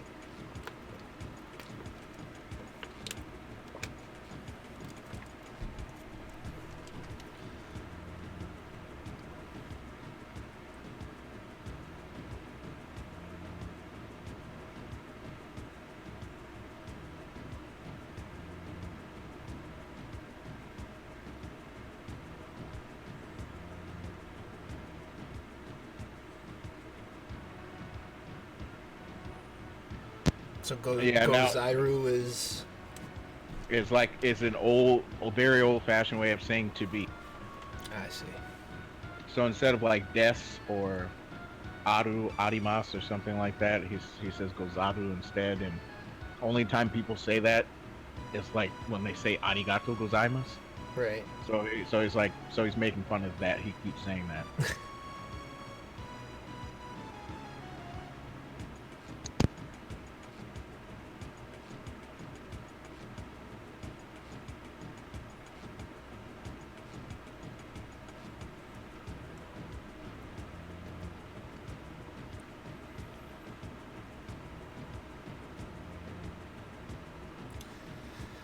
Come on, kids, let's go find your shiny item.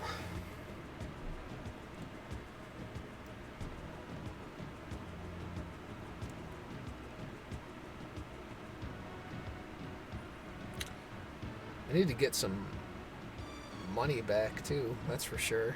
I spent way too much on that guy and his woman in Miranda.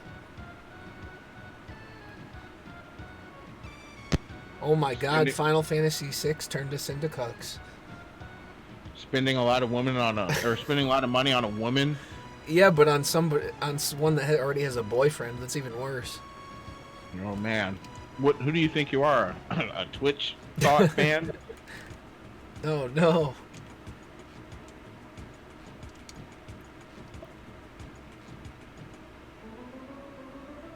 Like, no, guys, frogs have replaced imps. Well, there you go, I guess. I don't care that she didn't give me a 5, guys. You're still jealous.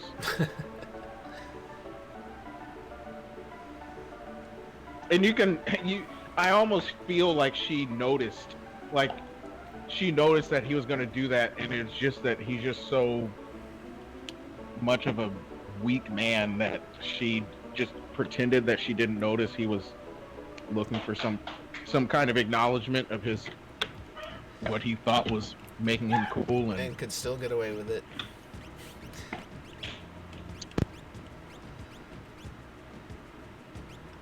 When you think being a mod is important, you've gone too far. Oh yeah, I stole the ninja gi, that's right. Well, when you're unemployed,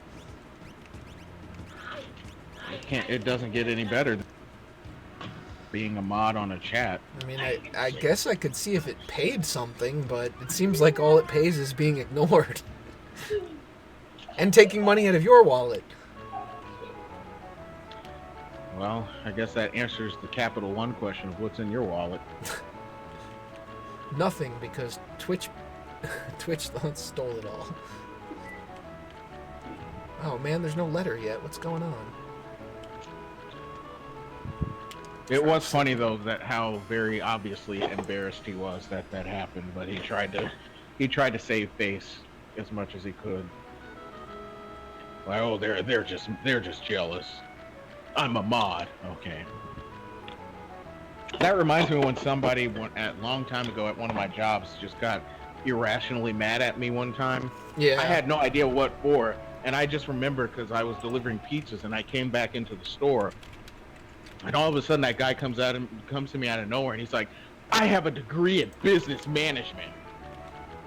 I'm like, okay. Oh yeah, I gotta check the damn letter. I didn't realize having a business degree was meant anything. I wasn't even insulting the study at that point.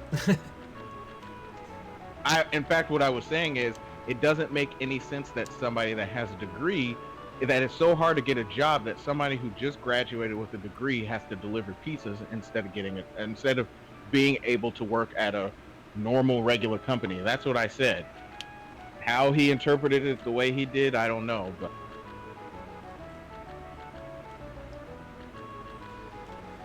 it's funny though. It's like people get so weird, especially when they get mad at you. Like they are the ones that act like the cowards, because then it was like he was afraid to ever look at me, and I'm like, I wasn't even being confrontational at that point because I'm like, I don't understand what would happen. There have been times when somebody has gotten mad at me and they got confrontational, and I did retaliate, like, you're not talking to me that way, but I didn't do that this time, and he still wanted to Act weird about it. Yeah, and the funny thing is, at this point in time, I'm like 19 years old, and he's like 50 something, That's strange. and he's acting like that. He had just graduated, by the way, so I don't know what he was doing the rest of his life previously, but Backpacking through Europe yeah, that was the common thing back then. to find himself. Yeah, and he found himself right in the hallowed halls of a Domino's Pizza. Oh no.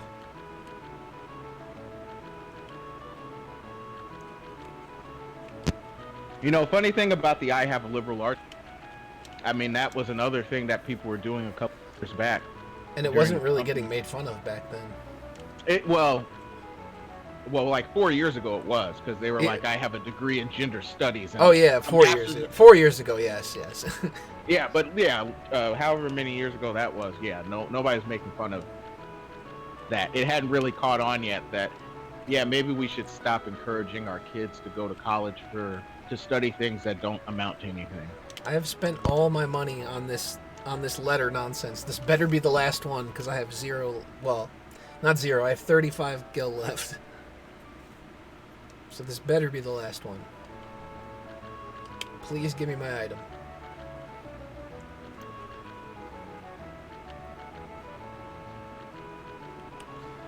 Here we go.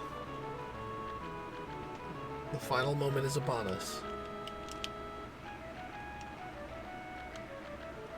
Oh, I think we got it. Had just enough money to get it done.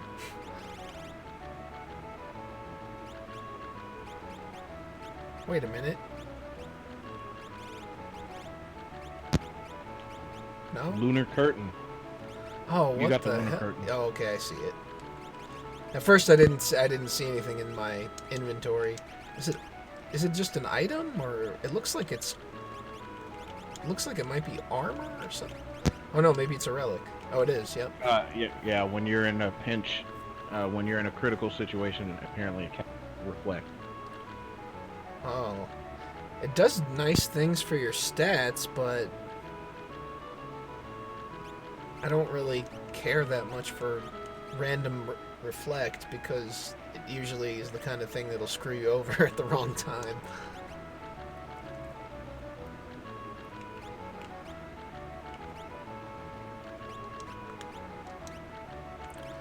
But I guess.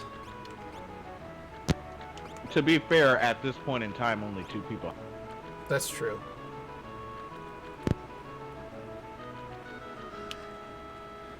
Yeah, it's Final Fantasy VI T edition.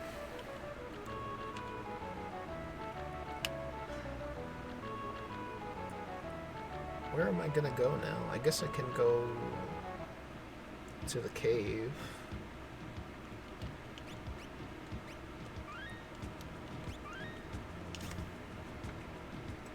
Probably should save state since it's been a while.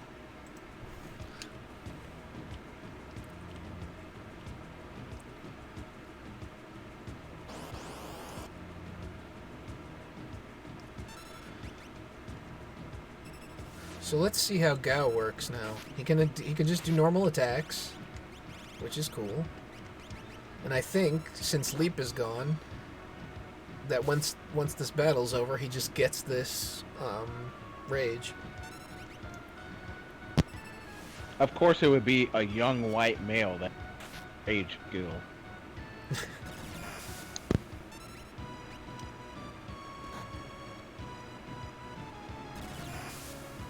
Oh dear.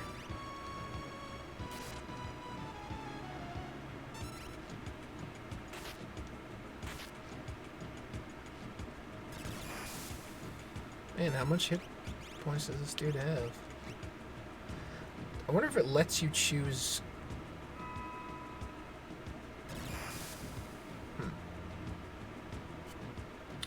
I thought there was a way to see.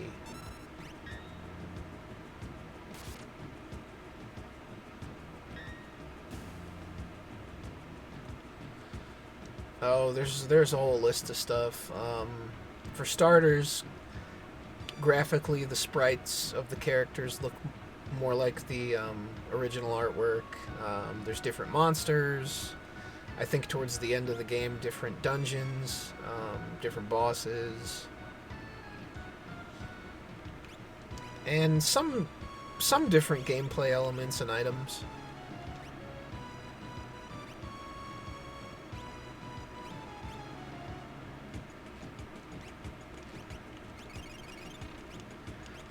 I'm not getting it. That's the problem with the Velt. You don't get any money.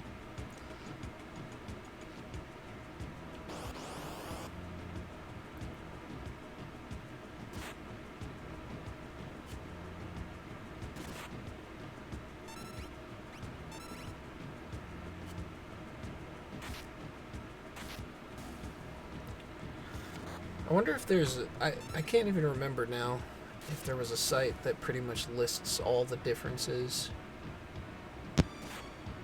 There might be, but I have a suspicion. Any site that has all the difference. Yeah, it might be this in game. Japanese. Let's see.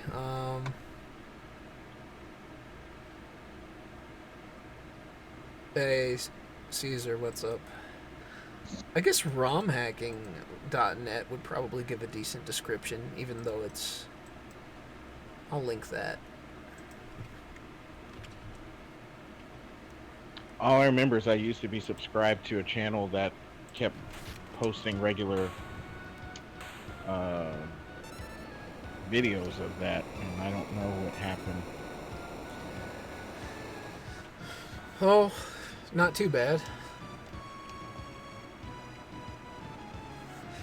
Yeah, I think the channel that I was looking at that would post streams was Kane something. For some reason, I feel like it was something like Kane Usanagi or something like that. I don't remember. I'll have to look it up That sounds... Well, that sounds familiar. I don't know if that's who it was, but that name sounds familiar. Unfortunately, my endeavor to suplex the train was foiled by the frickin' Berserk status effect. So I just used the Phoenix down. Otherwise, I would have.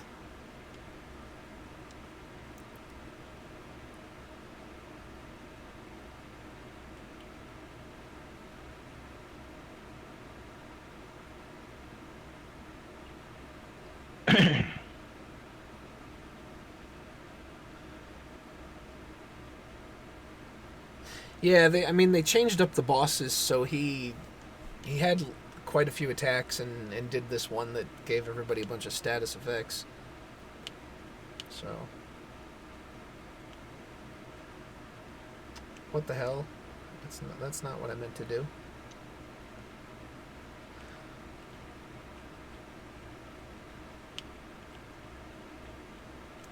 Let's not lose our wallet, even though it has barely anything in it. I haven't tried Vanish and Doom because I'm not up to the point where I have magic yet, really, so I'm not sure if it's out or not. This is my first time playing this one. I mean, the Phoenix down works, so I feel like maybe Vanish and Doom does as well, but I don't know if the Phoenix down works regardless.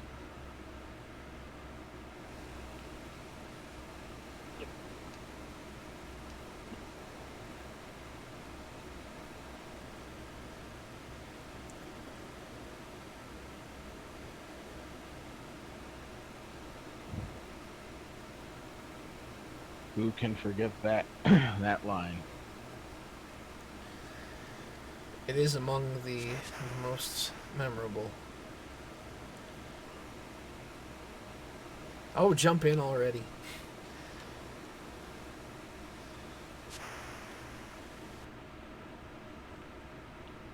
Yeah, just jump, right into a current. Somehow all using one helmet. It could happen. Video game logic. That's all you need to know.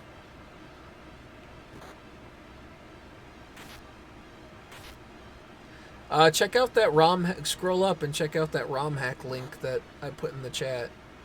And that'll give you pretty much as much info as possible in English. I guess I could post it again because it's probably a little bit up there now.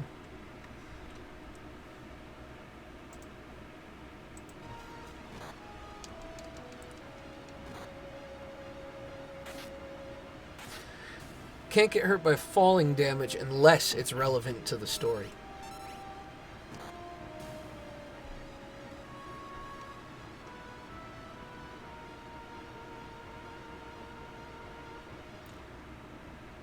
Just like they can't actually die unless it's relevant to the story. I don't remember which way had more treasure.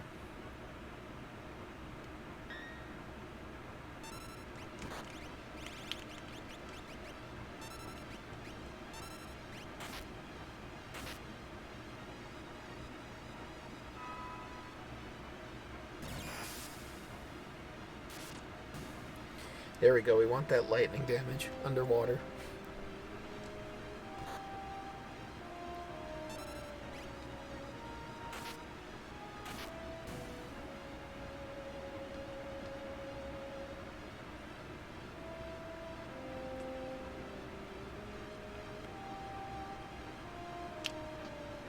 X potion.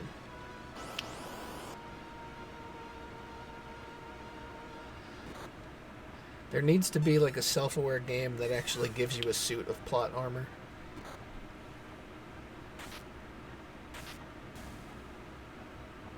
Plot device armor.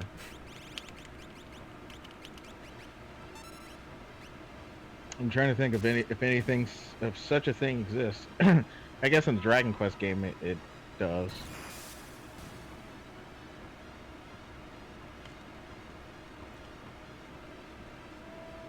In the 4th and 5th game anyway. I guess the 6th. What's that?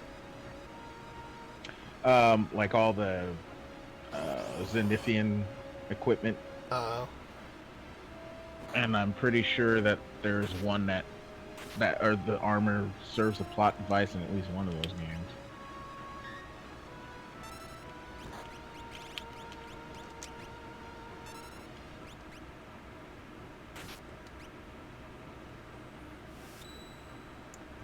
I don't know how useful this will be underwater, but why not?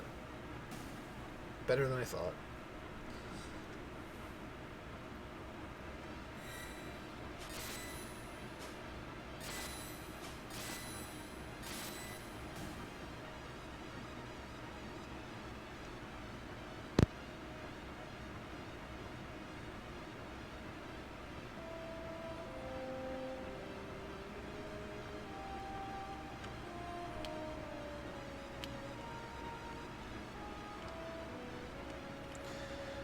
Where's that treasure box?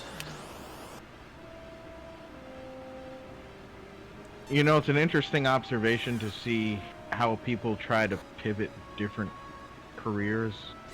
So, this isn't necessarily going back to what you were saying earlier, but these people kind of are included, where they've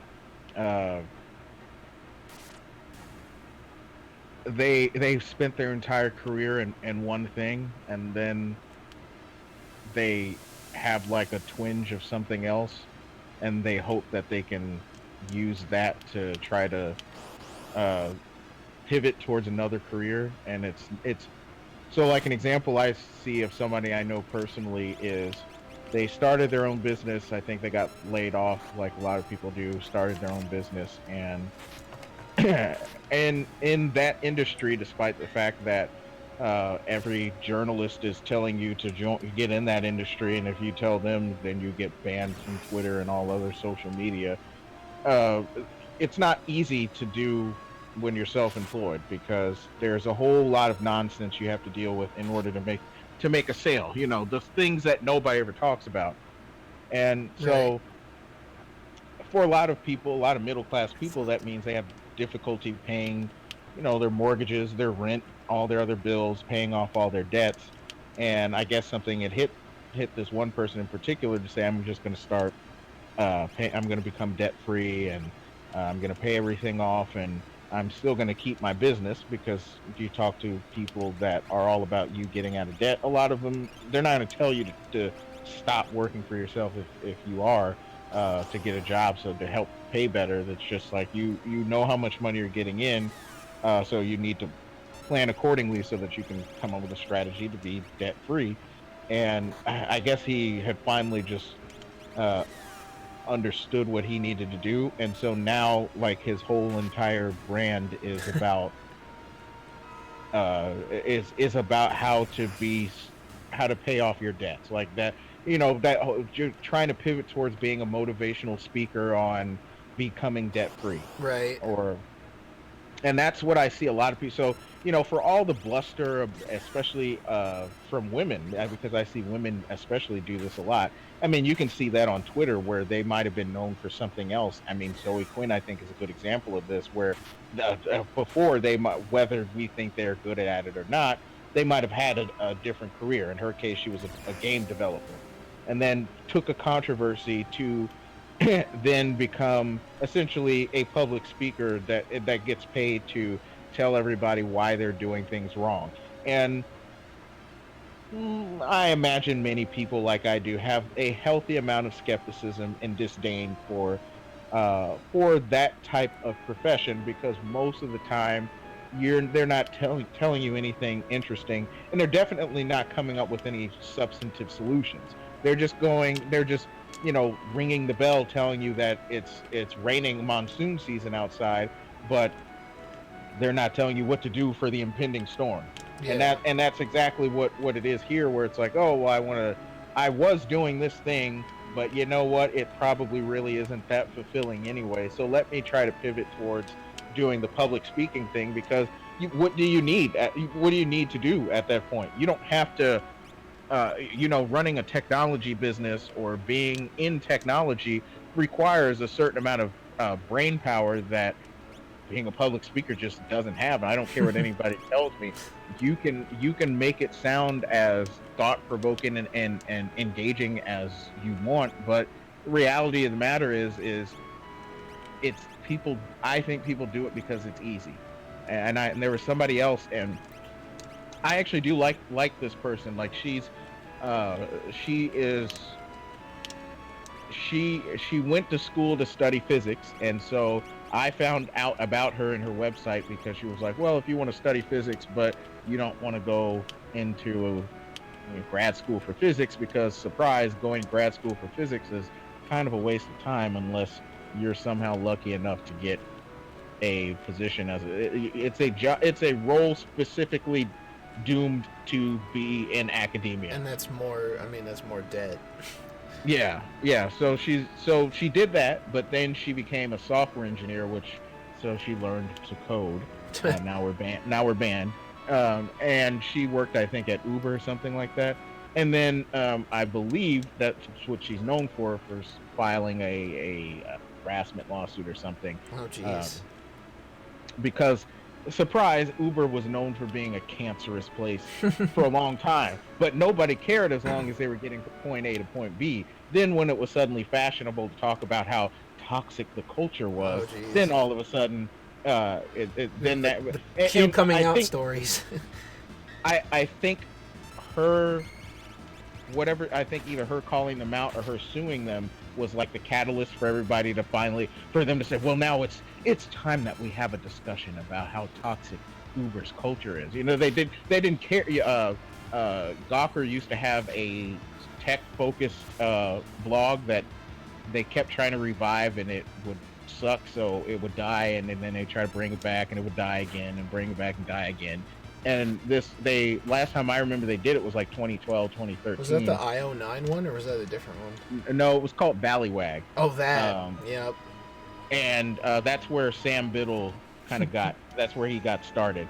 And they would talk about, it was a gossip blog. So of course they would talk about all the problematic things that happen, like, Zuck loves to talk about how he supports pride parades, but look at where he's donating money to, that kind of garbage. And they did something similar for Uber, where it's like, well, I've heard people say nothing but bad things about Uber, but nobody cared and nobody took them seriously, and you should never take anything from a Gawker publication seriously, but nobody cared until this woman went to go say something.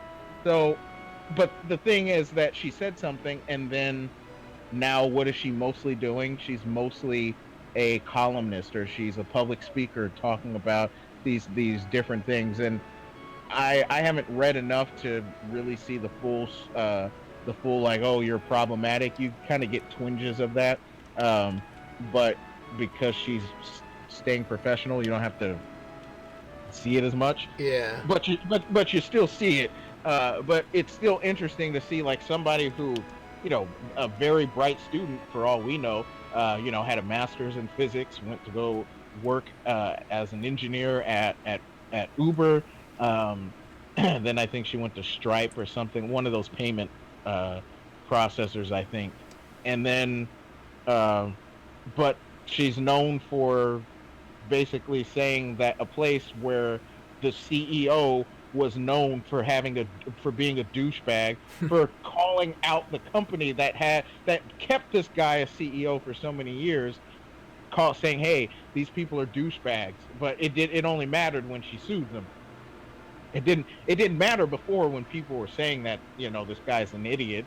No, that was okay. And now, but now that she gets some notoriety for that, it's like, oh well, yeah, I don't have to keep writing code anymore. Now I can just go and tell people how they need to be better allies, or whatever, Oh, jeez. thing that people do. And that was the same thing that Zoe Quinn did. Anita Sarkeesian never did anything, so uh, she just kind of morphed in that. But that seems, I see a lot of tech people, that's the path that they go to, because for all the learn to code bluster, everybody knows that it's not, oh, the industry sucks because it's not inclusive towards whatever group of marginalized individuals are discriminated against. It's just cancerous altogether. You usually have somebody, and well, I'm not going to give the disclaimer. I don't care. So you usually have somebody at the top who's far more libertarian, but in such a way where they're Machiavellian too. It's like, I don't care who I bleed dry, as long as I get what I want done. I don't care if me making you work 20 hours a day means that you get in a divorce, as long as, I mean, they don't even make profit. So as long as the shareholders think they're getting better value for the shares that they own in your company, and so as long as the equity looks better, that's all that they care about. Right. And that's that. When I've worked at startups, it was the exact same way, which because I told you many times when that happened. You had a douchebag. Perhaps that douchebag was a manlet, as was one of the cases. Hence the attitude. Yeah, and at the top, and they love to hear themselves talk, so they love to make it sound like they are so insightful and they're so knowledgeable about business, but they don't really know that much more than you do. They just manage to figure out something that works, and sometimes it was a little bit seedy what they were doing. It was a little bit questionable what they were doing to try to get money, because it wasn't. It was not only was it not ethical, it could possibly be perceived as a scam in some cases, so it could be potentially illegal. And you had people do that, and it was like, well, it doesn't matter as long as we're bringing money in. They want everybody to work these long hours, and their way of trying to do that is by giving you stuff that you don't need, like ping pong tables and catered lunches every day. And they do these things, and you have to go and put up with that for a long time. Or you go in the corporate world, where you're focused on doing just this one little thing day in, day out. You don't have to work that at the same level of ridiculous hours, but you still have to be available on call, 24/7. And sometimes you might have the 24 hours a day thing is really where it gets ridiculous, in my view. Yeah, it's the always on culture is what they called it. It's like you just have to always be available. You can't do anything. You can't have too much of a life. Uh, and it's just asinine. But everybody is everybody that's in it knows that, but they never want to admit that that's just how it is for everybody. It doesn't matter if you're black, it doesn't matter if you're trans or gay or a woman, you're gonna deal with this crap all the time. Like But they wait, love to if it's they, it's supposed to matter.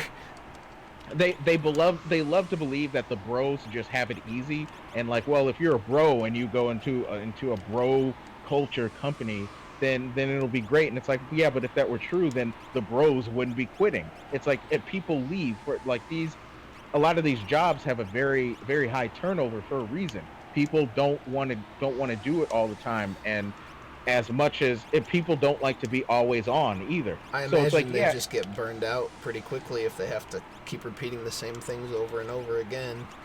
yeah, there's so many different articles and threads on various different sites for developers, IT people, tech people, talking about burnout. Number one thing they talk about, but they're all afraid to leave it. And so usually the way that everybody tries to pivot away from that is they try to capitalize usually on a controversy or some concept. Like, oh, well, I can make a lot of money if I call out the toxic culture, because you don't have to name names at that point.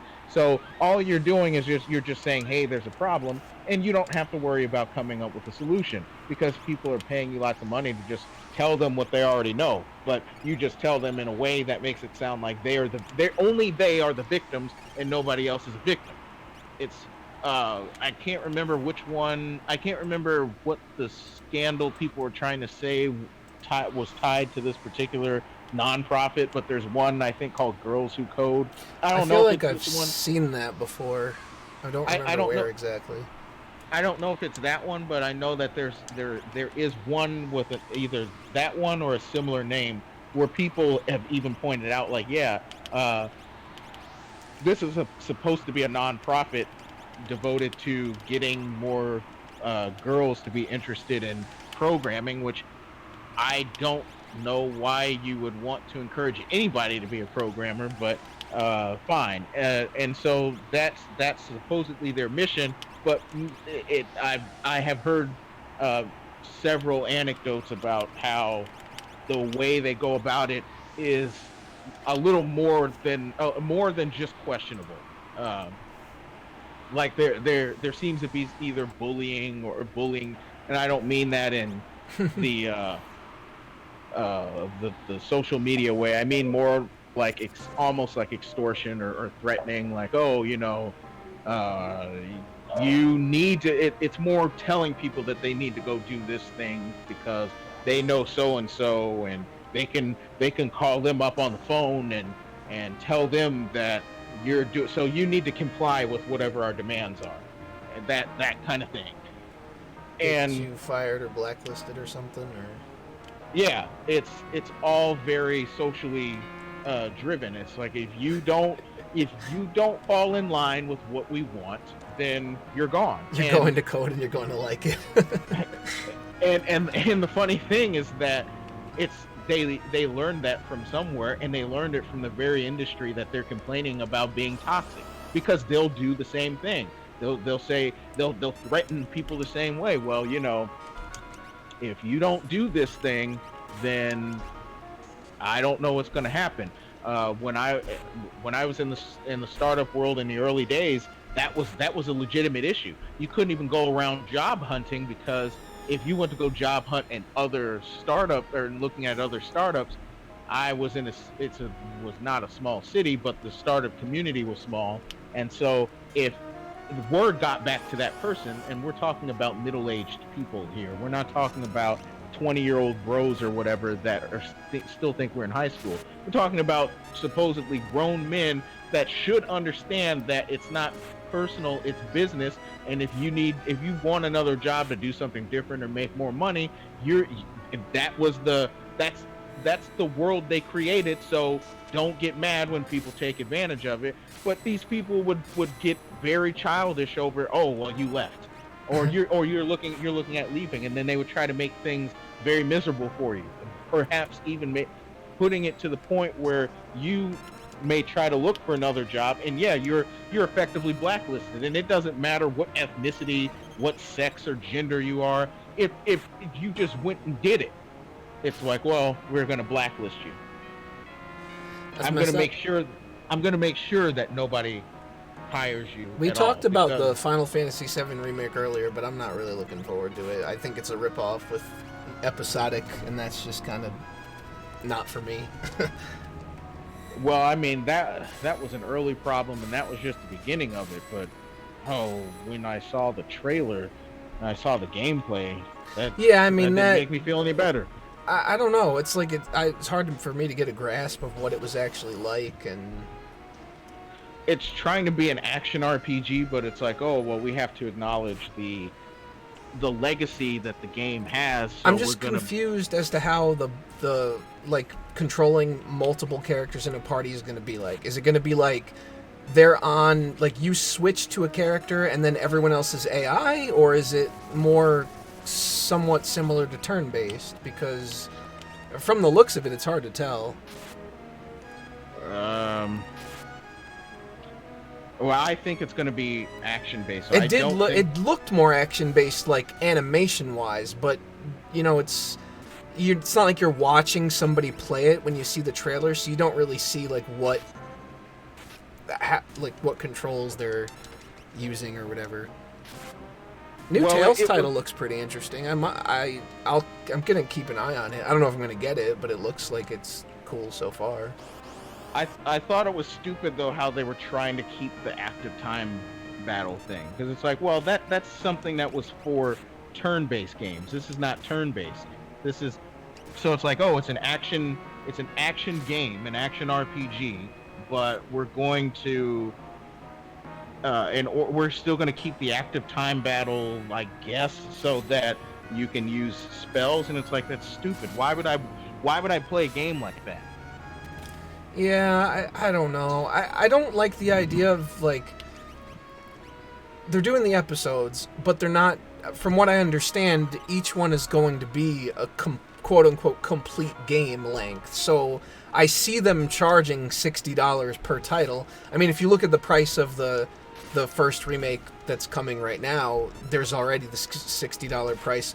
Or you could go for the special edition, which is like, you know, $300, $400 or some crazy shit like that. So are they going to release a special edition every time? I mean, if that's the case, how many thousands of dollars are you willing to put into Final Fantasy VII? I could tell you how many thousands I'm willing to put in. 0. Yeah.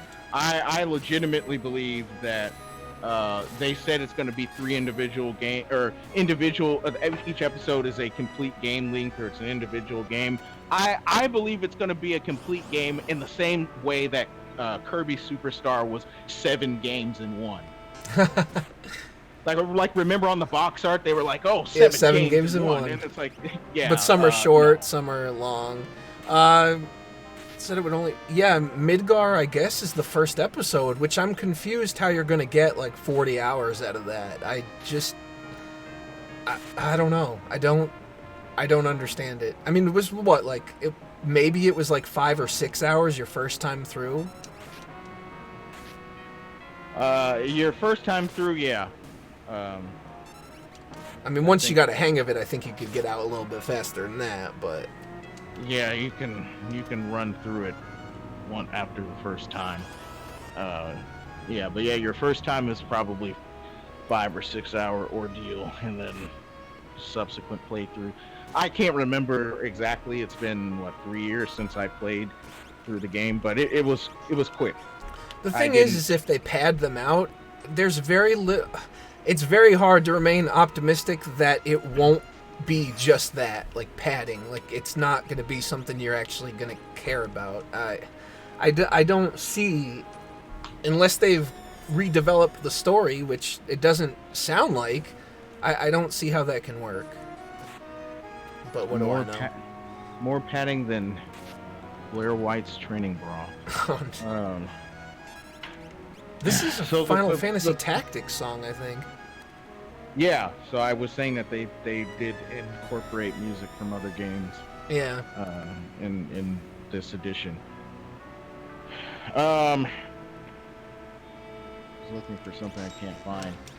Yeah, I don't believe Squaresoft Square Enix, but specifically Squaresoft. They tell me that oh, this is going to be several hours of gameplay, because they've never made a game that I've played that is just hours of gameplay, with probably one lone exception, and they barely give that team an opportunity to do anything. So Yeah, I mean, to be honest, I never really pay attention to, like, game length. It's because that's really not all that important to me, as long as it feels complete. Like, you could have a 10-hour game that feels complete. It resolves itself in a satisfying way. It doesn't have to be 40 hours to feel good to play it. yeah, like I used to go through this game every now and then in like 10 hours, but it felt like a complete game.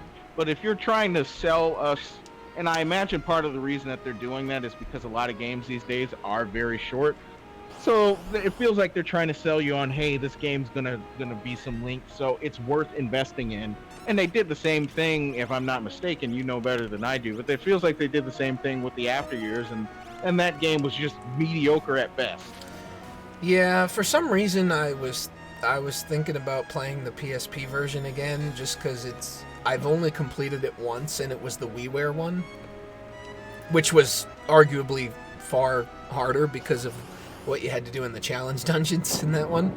But I've played a little bit of the PSP one, but I've never actually completed it, so I was considering it. I haven't completed it either, but then my Sony systems are good at doing one thing, and that's breaking.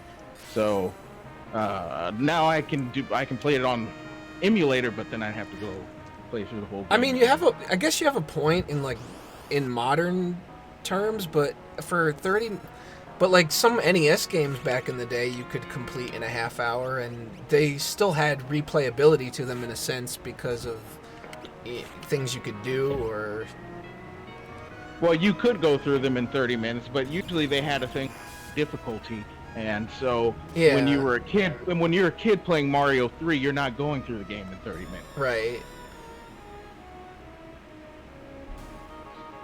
Or if you're a kid playing Contra or Super Plus, C, you're not going through it in 30 As minutes. long as the price is fair. I mean, if I paid, $5 and it was a half-hour game, maybe, as long as it was a good one. But at $60, yeah, then there'd be a big problem.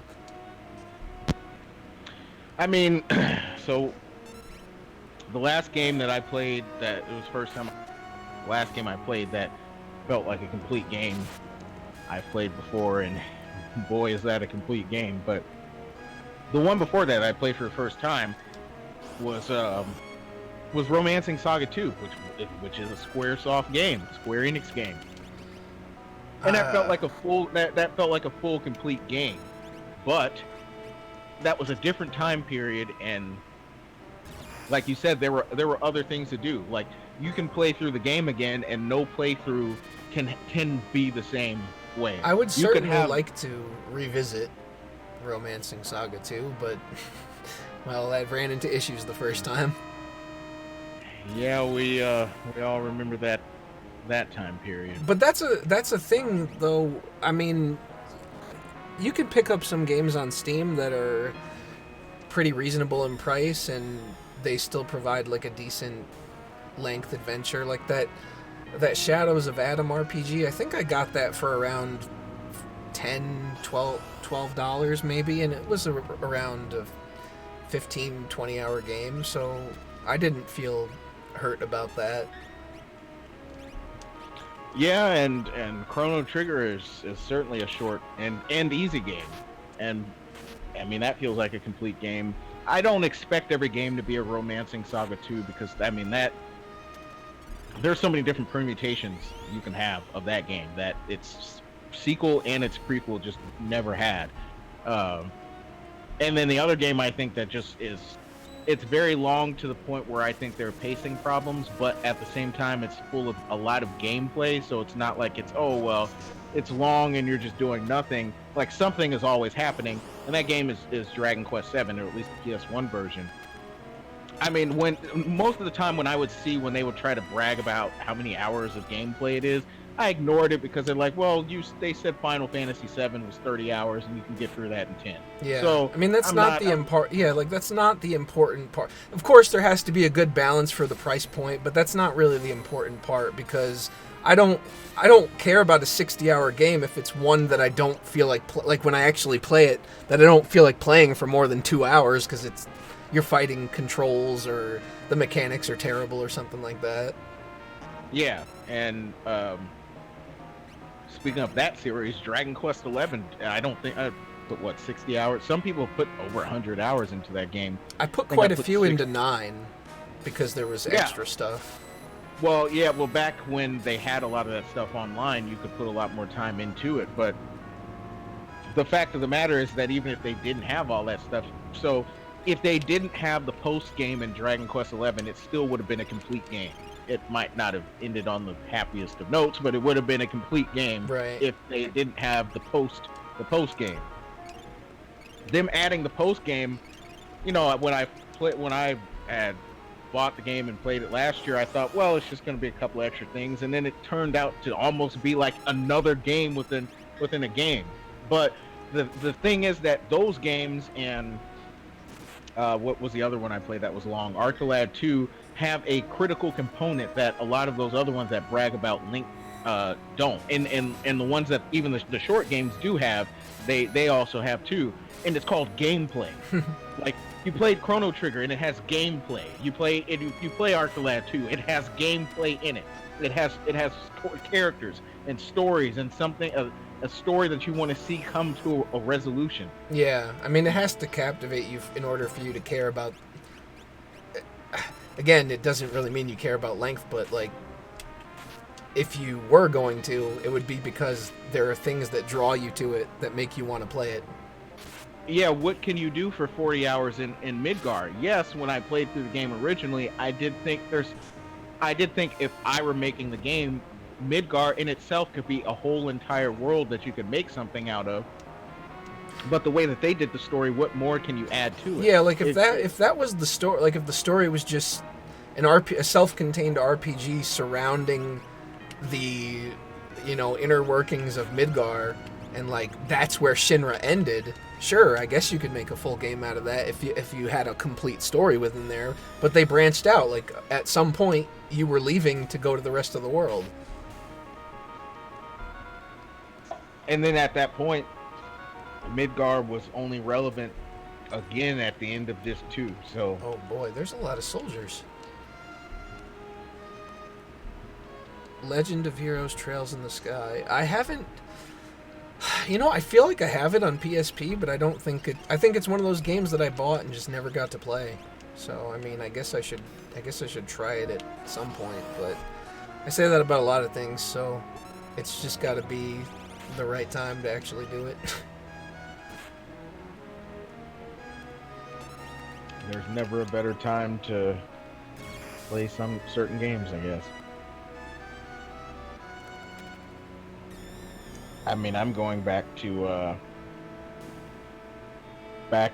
games from a couple generations ago that. Oh, they're all on Steam? Huh. What's Yeah, all on but Steam? I guess all the trails in the Legend of Heroes or whatever. But I feel a bit. I don't know how I feel. I guess I could always just. I mean, I own the PSP thing, so I wouldn't feel all that guilty about just getting a hold of it. As long as it's easier to buy than it was like 6 years ago. Because I remember one time I really wanted Ys Origin, and there's no other way I could find it but to go to Falcom's website, who makes the Trails of Heroes, and buy it that way. But like Japan has this weird thing where they sometimes, when it comes to their websites and e-commerce, sometimes they still think that it's 1996. And so they had all the products online, but you had to actually email them to order the game. That's interesting. And so if you wanted to purchase it, you had to provide your payment information over email, which can be an issue. and then you have to hope that they understand what you're talking about. And so, if you only speak English or you speak broken Japanese like I do, you have to hope that they know what you're talking about. Now, obviously, I got the game, so Yeah. we're successful, but it's like paying by email. Don't want to do that again. So luckily, Amazon Japan has. I hate Amazon, but I like them in this case. Has been the savior in Yeah, some of you those can get cases. it. You can get the games pretty damn quick too. It's crazy. Yeah. Played any of the Yakuza games? I haven't. I want to get one, at least one, to try out, but I just haven't gotten it yet. I'm gonna try to do it on a sale or find one cheap enough. I mean, I don't think they're that expensive as it is, but that's just been my thing. I think the first chapter of the remake should at least end when you defeat Genova and arrive to Costa del Sol for the first time.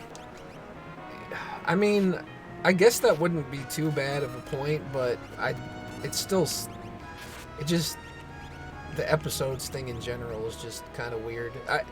Maybe if they were doing it where they weren't going to pad it out into a full game and like the prices were fair, I guess I wouldn't have that big of a problem with it, because it would, like, as you go, it would add up to a full game. I mean, sure, you'd have to wait for different pieces to come out, but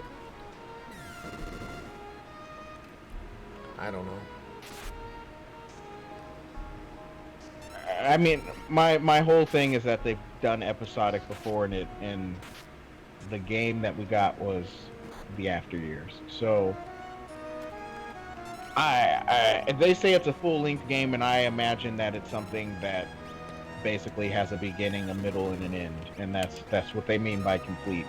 I don't think there's going to be any more substance, really, because remember they claimed that when they did the 3D remake for Final Fantasy IV on the DS, they were like, well, there's going to be so much more content, and there was like one extra section showing Golbez's childhood. Yeah, that was...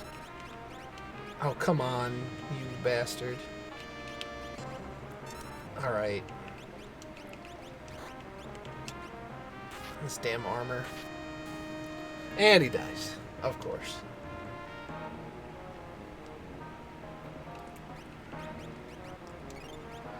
I don't have Rays yet, so that's out of the question.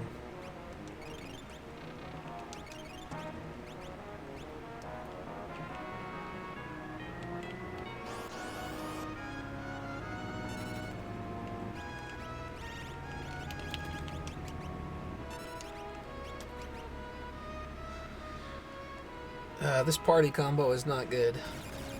Normally I wouldn't do it this way, but I felt like Kefka was going to require Runic to fight, so...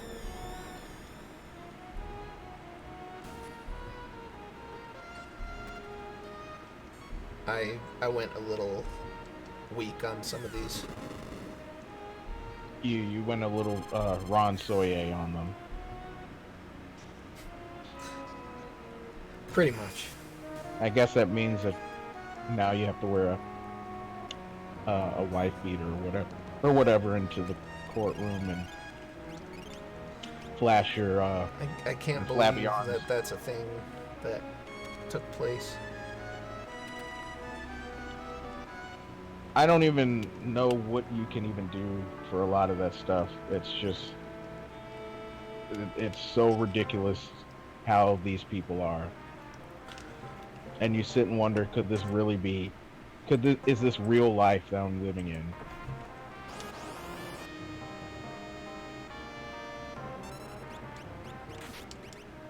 Yeah, see, I mean, there's so many of them now, and I hear everybody name like a different one as their favorite. So I don't know. I'd probably just start with like the first one.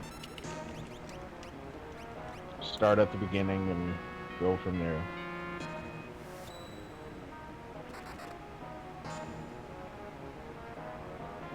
But some are prequels, right? Like, so that's another thing. I mean, I guess if you got a prequel, it wouldn't really matter if you, because technically that could be the first one. So confusing.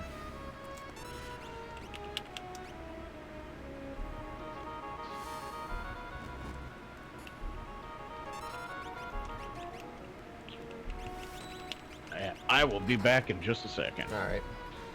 Well, I was able to beat that guy easy enough. Now let's see if we can rid the world, or at least this battlefield, of Kefka.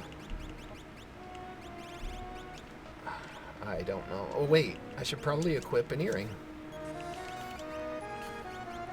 because that boosts magic power. Except white cape and screw it then. Definitely gonna save state though.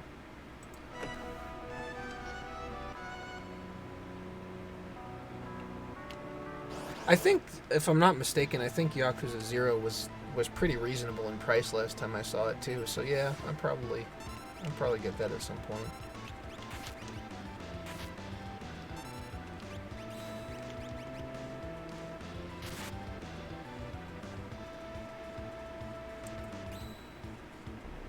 There we go. Absorb that magic.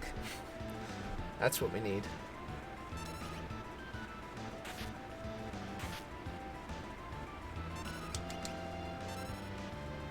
Oh dear. Oh, come on, it didn't work? Personally, I like Terra better, but that's because I like the world of 6 and its characters overall way better, so that's...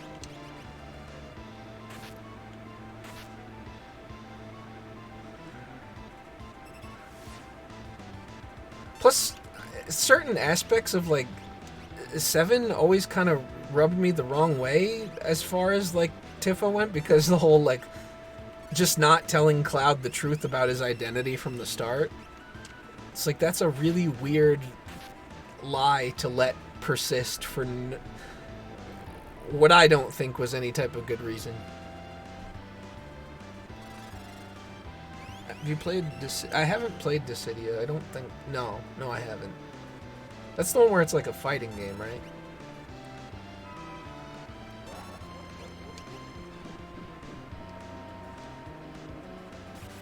Damn, he's kind of starting to whoop us a little bit.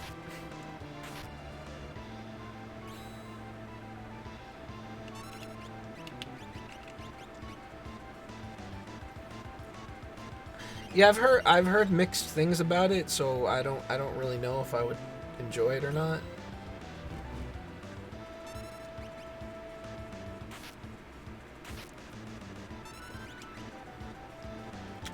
I remember this dude having 3,000 HP in the original, and I don't know, maybe I haven't done anywhere near that much yet.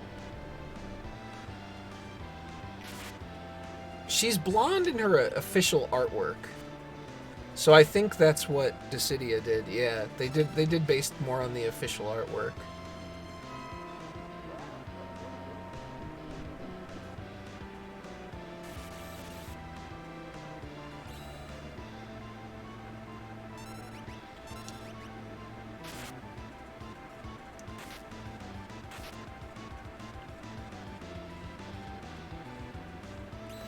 Which is interesting because this game went kind of halfway with that, and they just gave her original, like a sprite closer to her original outfit in the original artwork, but they didn't do the hair. Maybe because they still wanted there to be like a uniqueness between Terra and Celes. Too many blondes, too many blondes.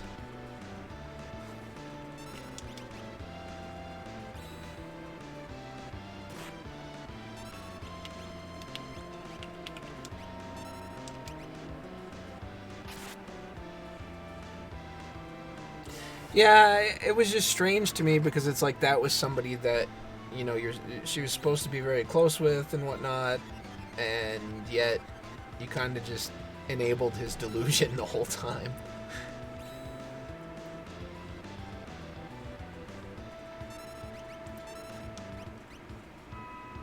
It's been a while since I've played 7, so I don't remember exactly how that played out, but I felt like maybe it could have been addressed just a little bit earlier than it was.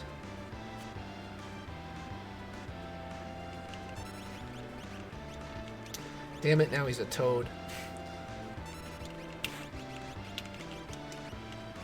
Oh, that hurt.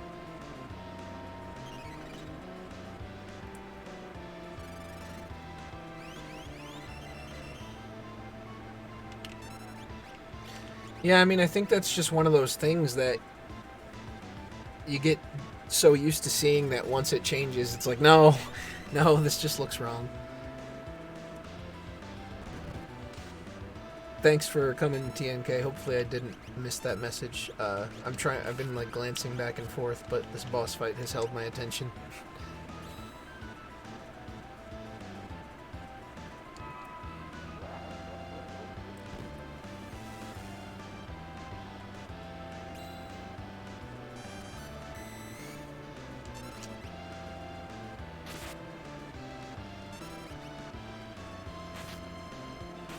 And I think it was probably the better choice, just because there are so many blonde characters as it is.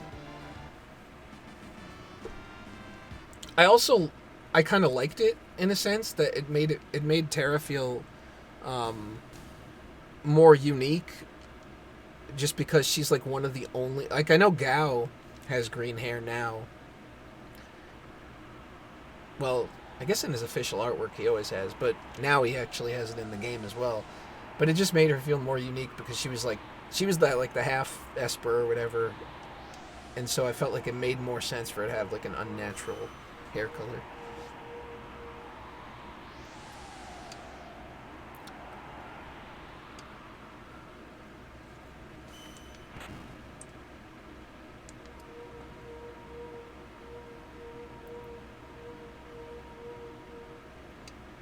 But I think, now that we've completed this boss fight, I think this will wrap up the stream once I get to a way to save.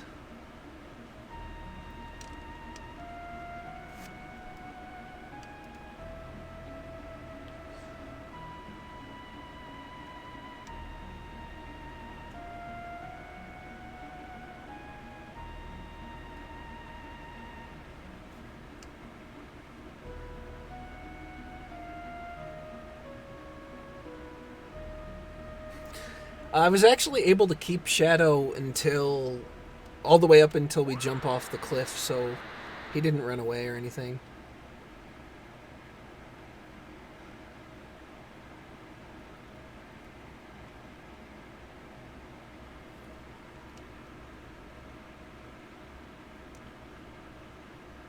If I'm not mistaken, I feel like that was part of their reasoning, was that to kind of differentiate between her and Celes, but I'm not 100%. Like, I've read so many crazy things about the older Final Fantasies, that I don't know what's like fan theory or official anymore. It's all kind of blurring together from years of information overload.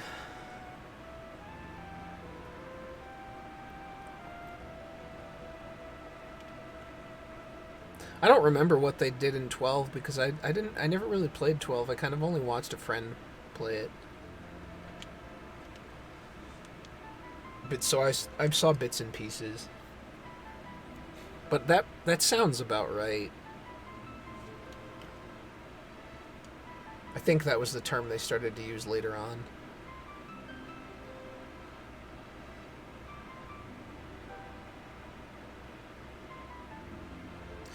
Yeah, I mean, I think it was also, because at the time, the Super Nintendo or Super Famicom palette was limiting in comparison to artwork. You had to scale everything down.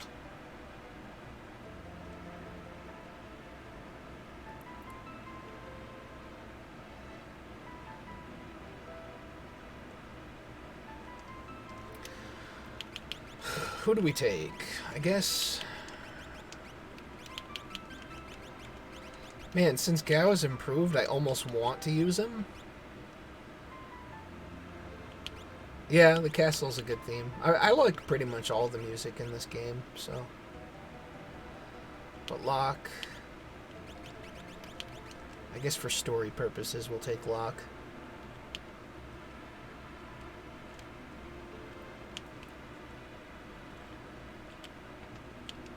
Very tempted, though. Alright. I guess we'll go outside.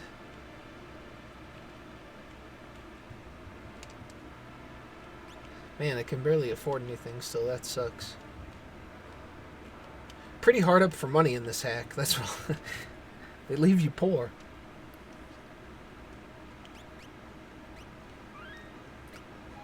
Oh shit, I didn't mean to double save on that one. Not that it matters, but that's what I meant to do. And the save state. Alright, and I think that's gonna be it for tonight's stream. It's been a good 3 hours. Yeah, I like the 4-person party. I really liked the 5-person party in Final Fantasy IV, but I get they may not have been able to do that in this one at the time. Alright guys, thank you for stopping by, thank you for watching, chatting, interacting, all that, and I will see you next stream. Take care.